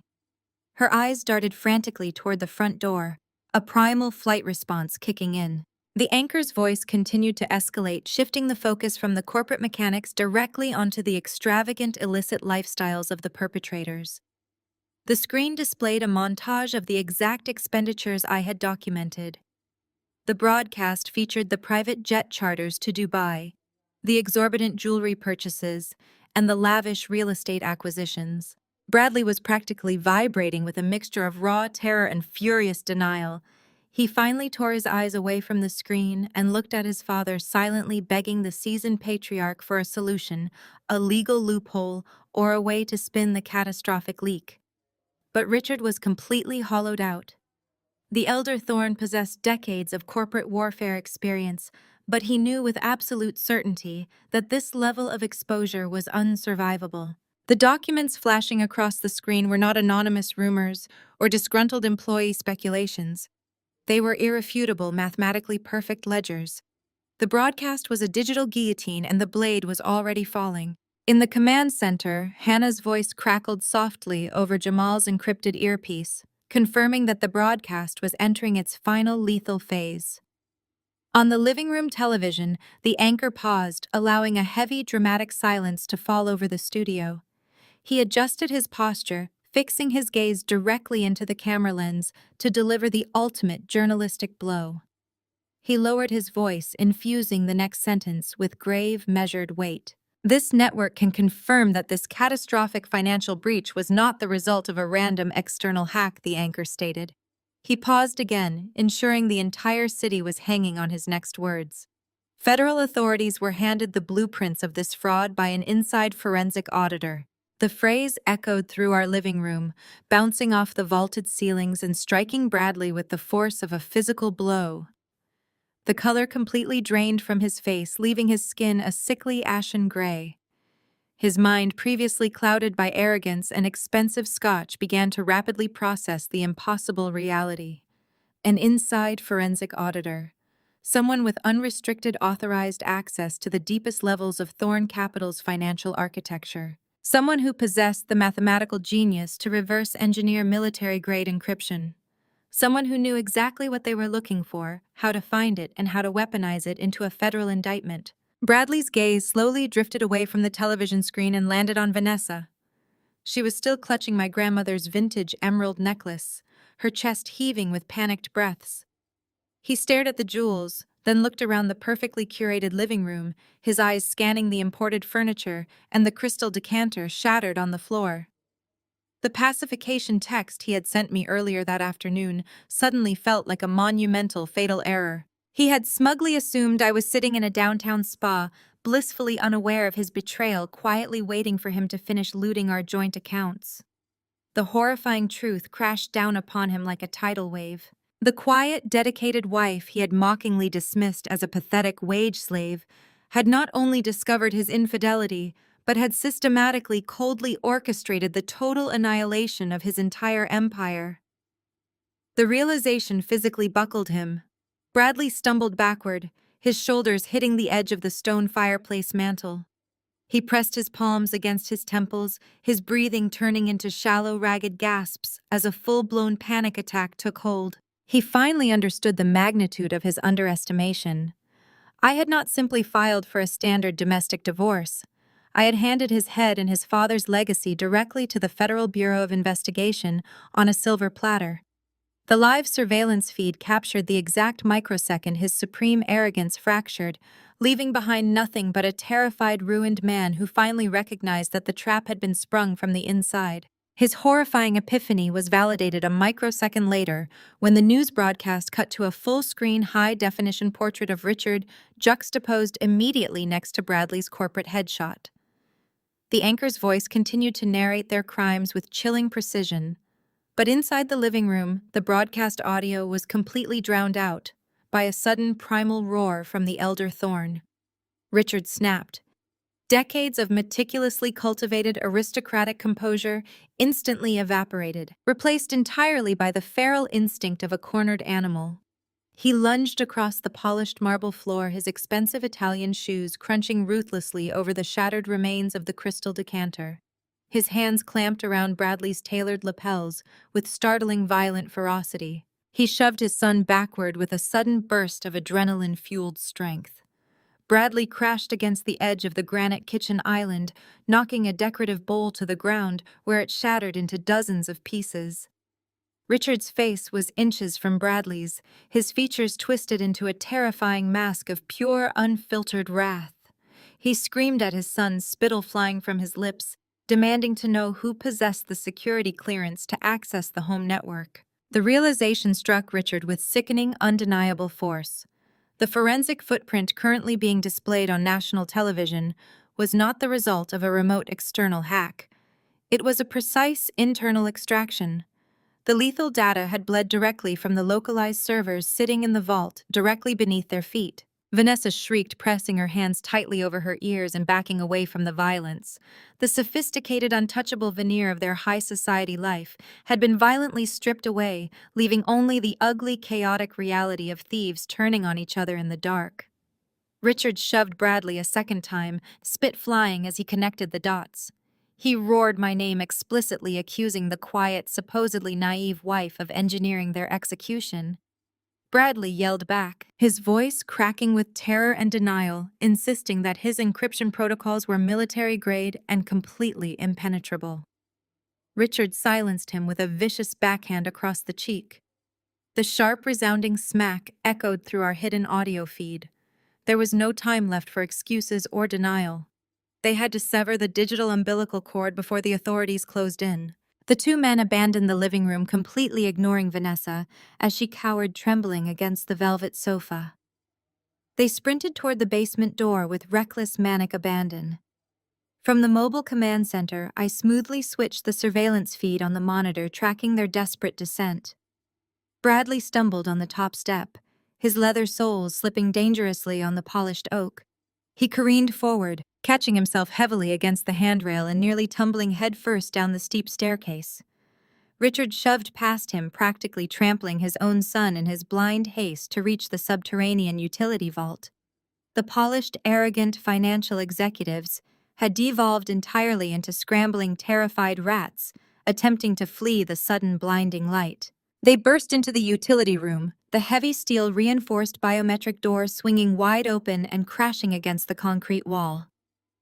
This was the absolute nerve center of their illicit empire, a climate-controlled sanctuary housing the heavy black server racks and solid-state drives that anchored Thorn Capital's shadow operations.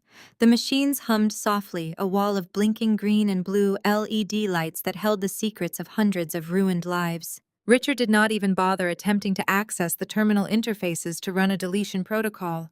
He bypassed the keyboards entirely, grabbing a heavy steel claw hammer from a nearby workbench. He swung the tool with an unhinged homicidal fury, driving the heavy steel claw directly into the center of the primary server rack. The expensive outer casing buckled violently. Sparks showered onto the concrete floor as the hammer crushed the delicate internal components.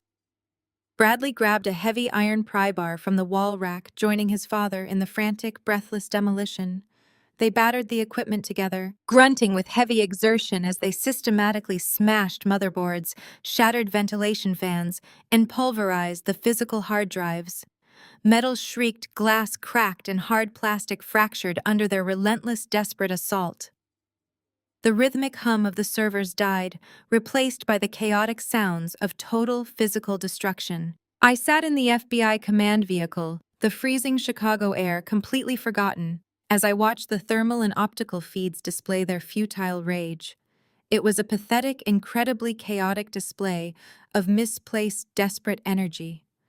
They were sweating profusely, their expensive silk shirts, torn and stained with grease, breathing in ragged gasps as they systematically reduced the humming server racks to twisted piles of scrap metal and dead wires. They believed they were executing a necessary, last-ditch scorched earth protocol, desperately trying to physically erase the digital trail before the federal authorities could arrive with a search warrant. They had absolutely no idea that their frantic, sweaty demolition was completely, utterly meaningless. Every single byte of data, every offshore routing number, every hidden ledger, and every encrypted communication had already been flawlessly cloned, decrypted, and verified by Jamal's cyber division hours earlier. They were destroying empty, hollow vessels, violently smashing the hardware into dust while the ghosts of their crimes were currently being broadcast to millions of viewers across the state. They hammered and pried and smashed, bleeding from minor cuts on their hands, exhausting themselves in a pitch-black room, entirely unaware that the heavily armed tactical units were already stacked outside the door, waiting for the perfect moment to pull the plug on their entire world. The heavy iron pry bar slipped from Bradley's blistered hands, clattering noisily against the concrete floor. The sharp echo bounced around the subterranean vault, a harsh metallic punctuation to the chaotic destruction they had just wreaked. The server racks were entirely unrecognizable, reduced to jagged piles of shattered silicon, bent steel, and sparking wires. The harsh smell of ozone and pulverized plastic filled the stagnant basement air. Richard leaned heavily against the concrete wall, clutching his chest, his breath wheezing as the initial adrenaline surge began to crash. But as their physical exertion faded, the true, inescapable horror of their situation rushed back in to fill the void. Smashing the hardware had accomplished absolutely nothing. The broadcast was still actively airing. The damning data was already completely out of their control. Bradley stared at the wreckage, his chest heaving. His mind fracturing under the immense weight of the catastrophe, desperately sought a lifeline. His trembling fingers reached into the pocket of his ruined trousers and pulled out his smartphone. The digital clock on the lock screen glared brightly in the dim light of the vault. It was exactly 1 minute past midnight. Christmas Day had officially arrived. In the FBI Mobile Command Center, my secure terminal illuminated. The caller ID flashed brightly, displaying my husband's name. The sheer predictability of his reaction was almost poetic. When the walls closed in, when the illusion of his supreme intellect was shattered, he instinctively reached out to the one person he believed he could still effortlessly manipulate. The tactical commander beside me paused, his radio half raised to his mouth, waiting for my signal. Jamal leaned forward, his eyes locked on my face. I held up a single gloved finger, requesting a moment of absolute silence in the vehicle. With a steady hand, I swiped the screen to accept the incoming call and brought the device to my ear. His voice exploded through the speaker, a frantic, high-pitched stammer that barely resembled the smooth, confident cadence of the man I had married. He was practically hyperventilating, his words stumbling over each other in a wild, manic rush. He screamed my name, asking where I was, begging to know if I was safe. He asked if I had seen the local news broadcast, his tone vibrating with pure, unadulterated terror. He began to babble incoherently about a massive misunderstanding, a corporate framing job, a catastrophic security breach that had targeted his father's firm by unknown malicious actors. He desperately needed to hear the comforting, naive voice of his docile wife, needing me to play the role of the ignorant spouse so he could ground himself in a reality that no longer existed. He told me to stay at the spa, to not return to the house under any circumstances, spinning a frantic lie about corporate espionage and dangerous federal mix-ups. He promised he would come find me as soon as he sorted out the massive error, still clinging to the delusion that he could manage me while orchestrating his escape with Vanessa. I sat perfectly still in the freezing command van, listening to the pathetic unraveling of a sociopath. I felt no pity. I felt no lingering affection. The man on the other end of the line was a total stranger, a parasite who had fed on my trust and subsidized his infidelity with stolen pension funds. The contrast between his breathless, sweaty panic in that ruined basement and my absolute Arctic calm in the federal staging area was the final satisfying crescendo of my entire operation. I let him ramble for a few more seconds, allowing the dead silence on my end of the line to become a heavy, suffocating weight. The frantic babbling slowly ground to a halt as Bradley realized I was not responding with the panicked, supportive platitudes he expected. He called my name again, his voice trembling, a sudden creeping realization dawning on him that my silence was entirely intentional. The puzzle pieces were finally beginning to snap together in his terrified mind. I took a slow, measured breath, letting the icy air of the command center fill my lungs. I did not raise my voice. I did not inject a single ounce of emotion, anger, or vindictiveness into my tone. I spoke with the absolute detached precision of a surgeon making the final lethal incision. I reminded him of the arrogant, condescending lie he had fed me that very morning. I reminded him of the fabricated business itinerary he had used to clear the house so he could destroy the evidence and flee the country with his mistress. I spoke clearly, ensuring every single syllable hit its mark. "You told me we had VIP guests for Christmas, Bradley," I stated, my voice echoing coldly through the receiver. "Well, your guests have arrived. You should get the door." Bradley let out a choked, guttural sound, a pathetic noise of pure comprehension. The realization that he had been completely outplayed, that I had orchestrated his destruction from inside the very walls of our shared home, paralyzed him completely. I did not wait for him to attempt another pathetic lie or beg for mercy. I terminated the call instantly, tossing the phone onto the command console. I turned to the SWAT commander and gave a sharp, definitive nod. The execution phase was a go. The commander keyed his radio, barking a single sharp authorization code to the breach teams waiting in the snow. Outside the retaining wall, the technical operator squeezed the heavy handles of the industrial bolt cutters. With a sharp metallic snap that echoed clearly over our audio feed, the heavy steel jaws severed the primary municipal power lines leading into the residence. In a fraction of a second, the entire sprawling property was plunged into absolute pitch-black darkness. The festive exterior string lights died instantly, the interior lamps extinguished, the high-end security cameras and motion sensors went entirely offline. Deep in the basement vault, the sudden blackout struck Bradley and Richard like a physical blow. The 3-second window had officially opened.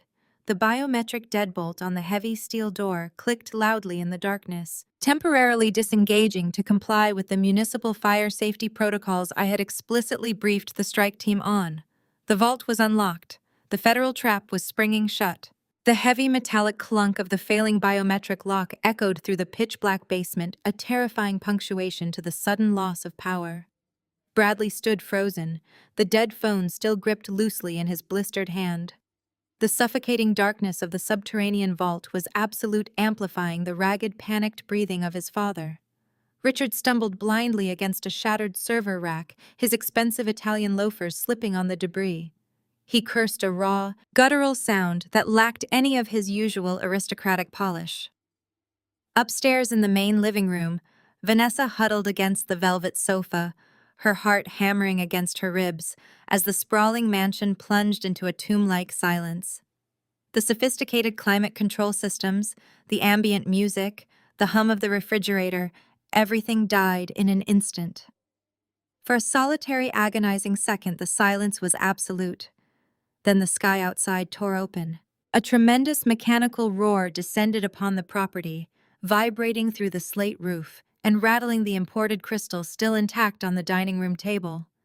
Before Vanessa could even draw a breath to scream, an impossibly brilliant, blinding white light flooded the living room windows.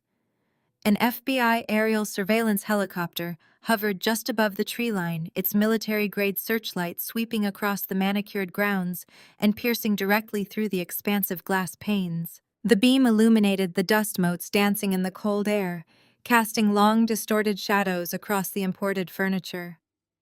The light was harsh, exposing, and inescapable. It painted Vanessa in a stark, unforgiving glare, highlighting her terrified expression and the expensive silk pajamas she wore. Down in the basement, the searchlight's intense beam filtered through the narrow ground-level ventilation shafts, casting jagged stripes of illumination across the ruined server racks and the two men cowering among them. The rhythmic, deafening thumping of the helicopter rotor blades was suddenly pierced by an amplified, godlike voice booming from the sky. The megaphone cut through the frozen, silent neighborhood with absolute, terrifying authority. FBI federal warrant opened the door. The command echoed off the neighboring mansions, a public declaration of their absolute ruin. The words struck Bradley with physical force, collapsing his knees and sending him sliding down the concrete wall of the vault. The illusion of his impenetrable empire shattered into a million irreparable pieces. Richard grabbed his son by the collar of his silk pajama top, dragging him upward in a futile, mindless panic. They scrambled out of the utility room and stumbled up the basement stairs, blindly seeking an exit, a hiding place, any escape from the blinding light and the booming megaphone. But there was nowhere left to run. As Richard and Bradley breached the top of the basement stairs and spilled into the illuminated hallway, the world exploded. Tactical teams breached the front and back doors simultaneously, with deafening, perfectly synchronized violence. The heavy custom mahogany front doors, reinforced with steel security bars, were instantly obliterated by a hydraulic breaching ram. A massive spray of splintered wood, twisted metal, and shattered glass erupted into the grand foyer, showering the expensive rugs with sharp debris. At the exact same fraction of a second, the reinforced glass panels of the rear patio doors shattered inward under the swinging weight of a tactical sledgehammer. The sharp, explosive crack of the dual breaches was immediately followed by the terrifying metallic clatter of flashbang grenades rolling across the polished marble floors. Detonation. The flashbangs erupted with a blinding, concussive fury that overwhelmed all human senses. A brilliant flash of magnesium light ignited the foyer, and the kitchen simultaneously followed by a deafening, thunderous boom that temporarily scrambled the inner ear. Thick, acrid gray smoke rapidly filled the pristine living spaces, carrying the sharp scent of burnt chemicals and pulverized drywall. Through the dense haze, heavily armed tactical operators flooded into the mansion like a dark, relentless tide. They moved with terrifying speed and lethal precision, their tactical flashlights cutting through the smoke, their laser sights sweeping the corners of every room. Voices barked sharp, overlapping commands, completely dominating the chaotic space. The operators swarmed the hallway, instantly identifying their targets through the dissipating smoke. Richard Thorne, the billionaire patriarch who had commanded boardrooms with unquestioned authority, was violently tackled from behind before he could even raise his hands. A heavily armored operator drove a knee into the small of his back, forcing his face roughly against the cold, shattered marble floor. The elder Thorne gasped for air, his expensive silk pajamas tearing at the shoulder as his arms were wrenched backward with clinical efficiency. Beside him, Bradley did not even attempt to resist or run. The concussive blast of the flashbang had left him completely disoriented, his hands instinctively covering his ringing ears. Two operators grabbed him by the shoulders and threw him face first onto the ground, pinning his weight heavily against the debris. In the living room, Vanessa shrieked uncontrollably as an operator's blinding weapon light pinned her against the velvet sofa. She raised her hands in pure terror, her manicured fingers trembling violently in the harsh glare. Down on the floor, now. The command offered absolutely no room for hesitation or argument. She dropped to her knees, the luxurious silk of her nightwear, snagging roughly on a stray shard of broken glass. An operator stepped forward, pushing her down flat against the expensive Persian rug, swiftly securing her wrists tightly behind her back. The cold, heavy steel of the handcuffs clicked shut with a sharp, ringing finality on all three of them. The mansion, previously a silent monument to their illicit wealth and supreme arrogance, was now completely under federal control. The tactical team systematically cleared the remaining rooms, their heavy boots tramping over the imported rugs and shattered glass. Bradley lay on the floor, the freezing marble biting into his cheek. His vision was swimming from the flashbang, his ears ringing with a high-pitched whine that drowned out the shouting agents. He could see his father pinned just feet away, the elder man's face twisted in physical pain and absolute humiliated defeat. He could hear Vanessa sobbing hysterically from the living room, her panicked cries echoing over the sound of the helicopter outside. The heavy, unyielding steel of the handcuffs bit deeply into his wrists, a stark, undeniable physical reality that permanently replaced the digital illusion he had spent years building. The raid was executed with flawless, terrifying precision, stripping them of their power, their dignity, and their freedom in a matter of seconds. They were reduced entirely to terrified criminals lying bound and helpless in their silk pajamas amidst the wreckage of their shattered kingdom. The rough hands of the tactical operators hauled Bradley upward, his knees scraping painfully against the shattered marble. The high-pitched ringing in his ears slowly gave way to the chaotic symphony of the raid. Shouting agents, the relentless thumping of the helicopter rotor blades, and the harsh crackle of police radios filled the air. He was dragged unceremoniously through the pulverized remnants of his custom mahogany front door and out into the biting, sub-zero Chicago night. The freezing wind sliced through his torn silk pajama top, a violent shock to his system that snapped him back into agonizing lucidity. The sprawling circular driveway was completely transformed. It was a chaotic sea of flashing red and blue emergency lights, armored vehicles, and federal agents moving with lethal efficiency. Bradley was shoved forward, his bare feet stumbling over the frozen pavement until an agent slammed him roughly against the icy hood of a parked police cruiser. The frigid metal bit into his cheek, forcing him to stare sideways at the sheer magnitude of his ruin. Just beyond the perimeter tape, a heavy black FBI SUV rolled to a smooth halt, its thick tires crunching loudly over the accumulated snow and gravel. The rear door swung open, and I stepped out into the freezing night air. My breath plumed instantly, thick white clouds blooming in the harsh glare of the strobe lights. Jamal exited from the driver's side, his tactical gear blending into the shadows, a silent guardian flanking my approach. I adjusted the collar of my heavy wool coat, feeling the crisp, icy wind against my face. The sheer scale of the operation was breathtaking to witness firsthand, but I remained entirely focused on the singular destination ahead. I walked slowly up the winding driveway, my boots breaking the thin layer of ice that had formed over the asphalt. The flashing emergency lights painted the pristine snowbanks in violent, alternating hues of crimson and sapphire. As I moved past the idling transport vans, I observed the systematic dismantling of the Thorne legacy. Two federal marshals were currently forcing a violently struggling Richard into the back of a heavily armored transport vehicle. His face was a contorted mask of fury and disgrace, his legendary composure forever destroyed. A few yards away, Vanessa was weeping hysterically in the back seat of a local patrol car, her mascara running in thick black streams down her cheeks, her borrowed emerald necklace confiscated and bagged as evidence. I did not break my stride. I did not offer them a single glance of pity. My eyes remained locked on the figure pinned against the hood of the cruiser at the top of the driveway. Bradley's head jerked up as the crunch of my boots grew closer.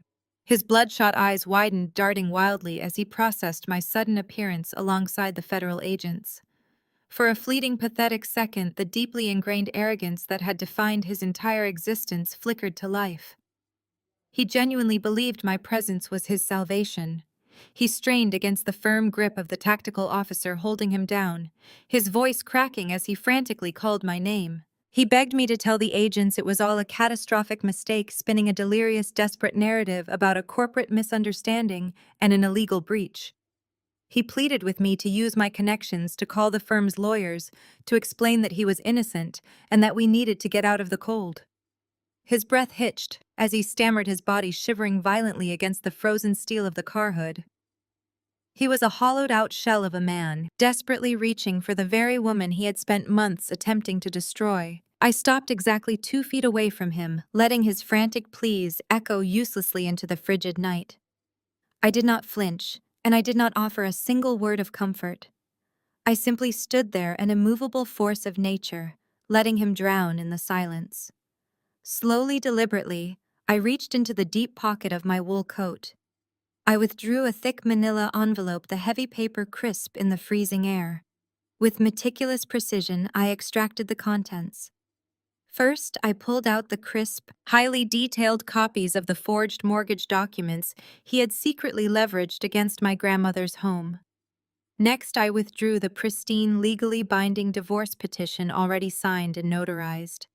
I held the damning papers up, ensuring his terrified eyes focused entirely on the undeniable proof of his betrayal. I let the papers slip from my gloved fingers. They fluttered through the freezing air, landing softly on the icy pavement directly at his bare, shivering feet. The flashing police lights illuminated the stark black ink of his forged signatures. Bradley stared down at the documents, his jaw trembling, the final remnants of his delusion evaporating into the winter wind. I stepped forward, leaning in close enough that he could feel the cold radiating from my coat. I kept my voice perfectly level, a quiet, devastating murmur that sliced cleanly through the chaos of the driveway. "You banned me from my house because you forgot one detail." I paused, letting the absolute finality of the moment sink deep into his fractured psyche. "I am a forensic auditor. I follow the money." Bradley stared at the papers fluttering against his bare feet, his mouth opening and closing without producing a single sound. The devastating truth of my words robbed him of whatever fragile defense mechanism he had left. He was not the victim of a sophisticated corporate espionage ring. He had simply been outsmarted by the woman he had treated as a domestic appliance. Before he could formulate a coherent response, a shrill, piercing scream shattered the tense atmosphere of the driveway. The sound did not come from Bradley. It originated from the back of the patrol car parked a few yards away. The rear door was open, and an FBI agent was attempting to secure Vanessa in the seat. She was thrashing wildly, her expensive silk pajamas slipping off her shoulders, her face a smeared mess of tears and dark makeup. The reality of the cold, hard handcuffs and the terrifying prospect of a concrete federal cell had completely broken her resolve. The glamorous, high society future Bradley had promised her had vanished, replaced by the grim certainty of a lengthy prison sentence. Self-preservation, ruthless and absolute, kicked in. She fought against the agent's grip, twisting her body to face the commanding officers standing near the perimeter. She began to scream, her voice raw and hysterical in the freezing night air. She demanded to speak to a prosecutor, frantically declaring that she had information, that she was willing to cooperate fully. She pointed a trembling, cuffed finger directly at Bradley, who was still pinned against the cruiser. She screamed that he was the mastermind, that he had forced her to participate, that she was merely an innocent bystander manipulated by his wealth and power. The words poured out of her in a desperate, frantic torrent. She stood on the snowy lawn and began trading Bradley's deepest secrets for leniency. She screamed out the location of his secondary burner phones, the access codes to the offshore routing hubs, and the physical addresses of the shell companies in the Cayman Islands. She confessed to knowing about the fraudulent mortgage on my grandmother's property, explicitly blaming Bradley for orchestrating the entire scheme to fund their getaway. She was feeding him to the federal agents piece by piece, eagerly destroying the man she had claimed to love just hours earlier to save her own skin. Bradley watched her betrayal with wide, horrified eyes. The physical shock of the raid paled in comparison to the emotional whiplash of watching his mistress publicly annihilate him. He weakly called out her name, a pathetic croak that was instantly swallowed by the winter wind, but she did not even look at him. Her eyes were locked frantically on the federal agents, desperate for a nod of approval, a promise of a plea deal. The chaotic spectacle of Vanessa's confession caught the attention of the marshals escorting Richard Thorne toward the armored transport. The elder Thorne stopped struggling, his head snapping toward the hysterical woman, spilling his most closely guarded corporate secrets onto the frozen asphalt. As he listened to Vanessa detail the precise mechanics of their embezzlement, a dark, venomous realization washed over his face. He looked past the federal agents, his gaze locking onto his son. The aristocratic veneer Richard had meticulously cultivated for decades evaporated completely, leaving behind a vicious, ruthless predator who had just realized his own offspring was the architect of his demise. He did not offer Bradley a look of paternal comfort or shared solidarity. Instead, his face contorted into a mask of pure, unadulterated hatred.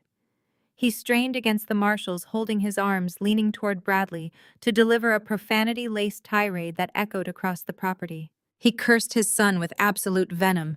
He screamed that Bradley was an incompetent, weak-minded fool who had allowed a petty domestic dispute to bring down $1 billion financial empire. Richard's voice was raw and booming, accusing Bradley of sloppy execution, of arrogant carelessness, of being a pathetic liability who had handed the federal government the keys to their kingdom. He disowned him right there in the snow, his words vicious and unforgiving, blaming the entirety of their catastrophic downfall on Bradley's failure to properly manage his own wife. The alliance between father and son, built on a foundation of mutual greed and criminal complicity, shattered instantly into mutual recrimination and bitter hatred. The bitter symphony of their mutual destruction was not confined to the ears of the federal agents. Just beyond the flashing lights of the police cruisers stationed perfectly behind the yellow crime scene tape, a tall, bright cluster of television camera rigs pierced the darkness. Hannah had delivered on her promise. Her news van was parked aggressively close to the perimeter, the satellite dish fully extended and transmitting a live high-definition feed directly to the local network. Hannah stood illuminated by the harsh white glow of the camera lights, an earpiece pressed tightly to her ear, a heavy winter coat draped over her shoulders. She gripped a microphone, her voice carrying a tone of absolute journalistic authority, as she narrated the spectacular collapse of the Thorne family to millions of viewers. Her camera operator had perfectly framed the chaotic scene unfolding on the driveway. The live broadcast captured every humiliating second. The lens zoomed in on Vanessa's tear-streaked face as she screamed her confession into the night air, documenting her desperate, pathetic attempts to secure a plea deal. It panned smoothly to capture Richard Thorne's furious, red-faced tirade, recording the exact moment the billionaire patriarch viciously turned on his own son.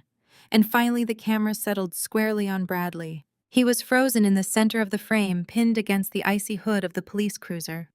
He was shivering violently in his torn silk pajamas, completely surrounded by the wreckage of his life. He was trapped in the blinding glare of the media spotlight, forced to listen as his mistress sold him out and his father cursed his very existence. The sheer magnitude of his public humiliation was absolute. There was no corporate spin, no legal maneuvering, no expensive public relations firm that could possibly undo the raw, pathetic reality being broadcast across the state. I stood beside Jamal in the shadows of the FBI SUV, watching the vultures feed on each other. The cold wind whipped my hair across my face, but I felt incredibly warm. The meticulously crafted, untouchable facade of the Thorne family had not just been broken, it had been publicly, irrevocably pulverized by their own inherent selfishness. I had simply turned on the lights and allowed the world to watch them tear themselves apart. The chaotic symphony of sirens and shouting reporters slowly faded into the crisp winter night, marking the absolute end of an era. 2 months evaporated into a relentless, highly publicized whirlwind of federal indictments, grand jury hearings, and catastrophic asset seizures. The spectacular downfall of the Thorne family dominated the national news cycle, transforming their carefully curated legacy into a cautionary tale of unchecked greed and spectacular arrogance. Bradley, the former heir apparent, who had prized his luxury above all else, now resided in a stark, windowless concrete cell at the Metropolitan Correctional Center. His bespoke Italian suits and imported silk ties were permanently replaced by a rigid, coarse orange jumpsuit that swallowed his diminishing frame. During his arraignment, the federal judge took one look at the overwhelming mountain of digital evidence, cited his immense flight risk, and denied bail with a single, resounding strike of the gavel. He was staring down a mandatory minimum 20-year federal sentence. There would be no leniency, no plea deals offering a transfer to a comfortable white-collar facility. He was trapped in the harsh, unforgiving reality of the federal penal system, completely isolated from the wealth and power that had previously shielded him from consequence. His father shared his agonizing, very public dissent. Richard Thorne was utterly, irrevocably ruined. The Securities and Exchange Commission moved with unprecedented speed, freezing every domestic asset tied to his name, while international authorities systematically seized his hidden offshore accounts. The board of directors at Thorne Industries convened an emergency midnight session, unanimously voting to strip him of his title as CEO and publicly severing all ties to the disgraced patriarch to save the company's plummeting stock.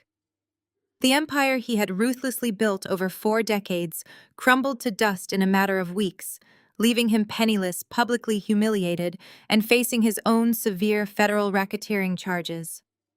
The once terrifying billionaire was now just another broken, aging criminal, completely destroyed by the sheer incompetence and hubris of the son he had groomed to succeed him. While the Thornes navigated the labyrinth of the federal justice system, I focused my absolute attention on dismantling the final desperate trap Bradley had attempted to spring. The forged second mortgage he had secretly taken out against my grandmother's home was a lingering, toxic shadow over my reclaimed sanctuary. He had assumed his crude manipulation of the paperwork would be enough to leave me financially destitute, tying me to a massive debt I could never repay. He had catastrophically underestimated my professional capabilities for the very last time. I spent my days inside the sterile conference rooms of the local FBI field office, working side by side with Jamal to trace the exact path of the illicit funds. My forensic auditing skills, honed over years of tracking hidden corporate assets through complex digital mazes, made dismantling Bradley's amateur fraud incredibly simple. I meticulously mapped the digital breadcrumbs he arrogantly thought he had deleted forever. I uncovered the specific IP addresses he used to digitally spoof the notary seals, cross-referencing them directly with the login timestamps from his private home office network. I pulled the raw data packets from the bank's servers, isolating the metadata embedded within the PDF files he had submitted. I traced the unauthorized wire transfers through a complex but ultimately transparent labyrinth of shell companies, proving definitively that the loan funds were routed straight into a private account controlled exclusively by Bradley and Vanessa. The paper trail was mathematically flawless, entirely undeniable, and absolutely damning. Armed with my comprehensive forensic report, federal prosecutors swiftly secured a court order declaring the mortgage entirely fraudulent. The bank, terrified of the impending federal scrutiny and eager to distance themselves from the radioactive Thorne scandal, immediately backed down without a fight. They issued a formal, legally binding release, completely wiping the massive debt from the ledger. The title to the sprawling property was restored entirely to my name, free and clear, stripping Bradley of his final petty attempt at vengeance. With the legal and financial battles decisively won, I turned my attention to the physical space. The house needed to be entirely purged of his toxic presence. Reclaiming legal ownership was simply not enough. I needed to eradicate every lingering trace of the man who had violated my home and my trust.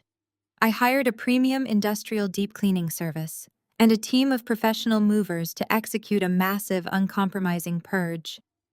I stood on the front porch with a steaming mug of black coffee, watching with immense satisfaction as men in heavy work boots hauled out the detritus of his existence.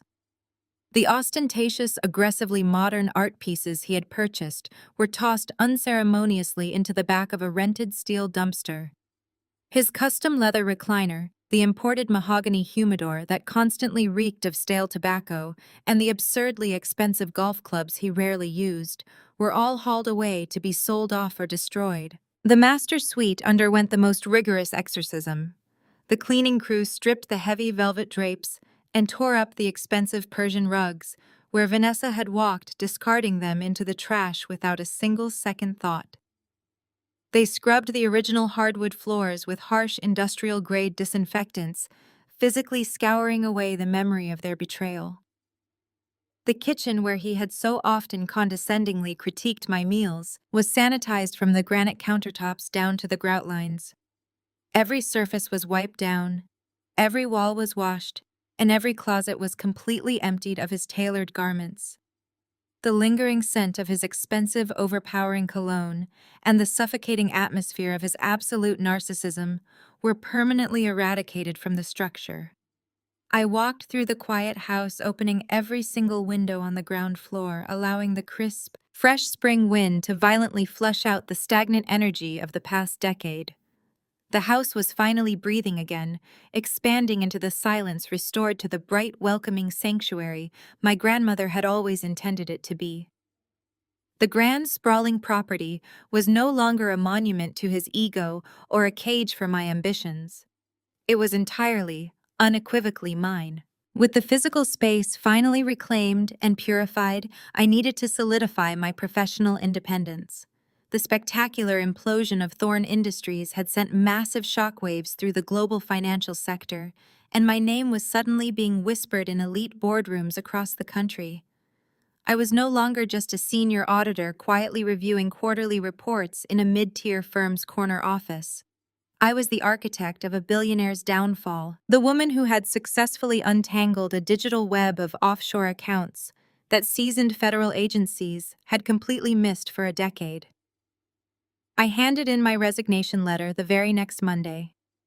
Taking a massive, exhilarating leap of faith, I signed a commercial lease on a sleek, sunlit office space in the heart of the downtown financial district. I poured my accumulated savings into launching my own boutique financial investigation firm, specializing in high-stakes forensic auditing and complex asset recovery. The timing was absolutely flawless. The national media exposure from Hannah's live broadcast had served as an organic, multi-million-dollar advertising campaign. Within 48 hours of the gold lettering being stenciled onto my glass door, my phone lines were completely jammed.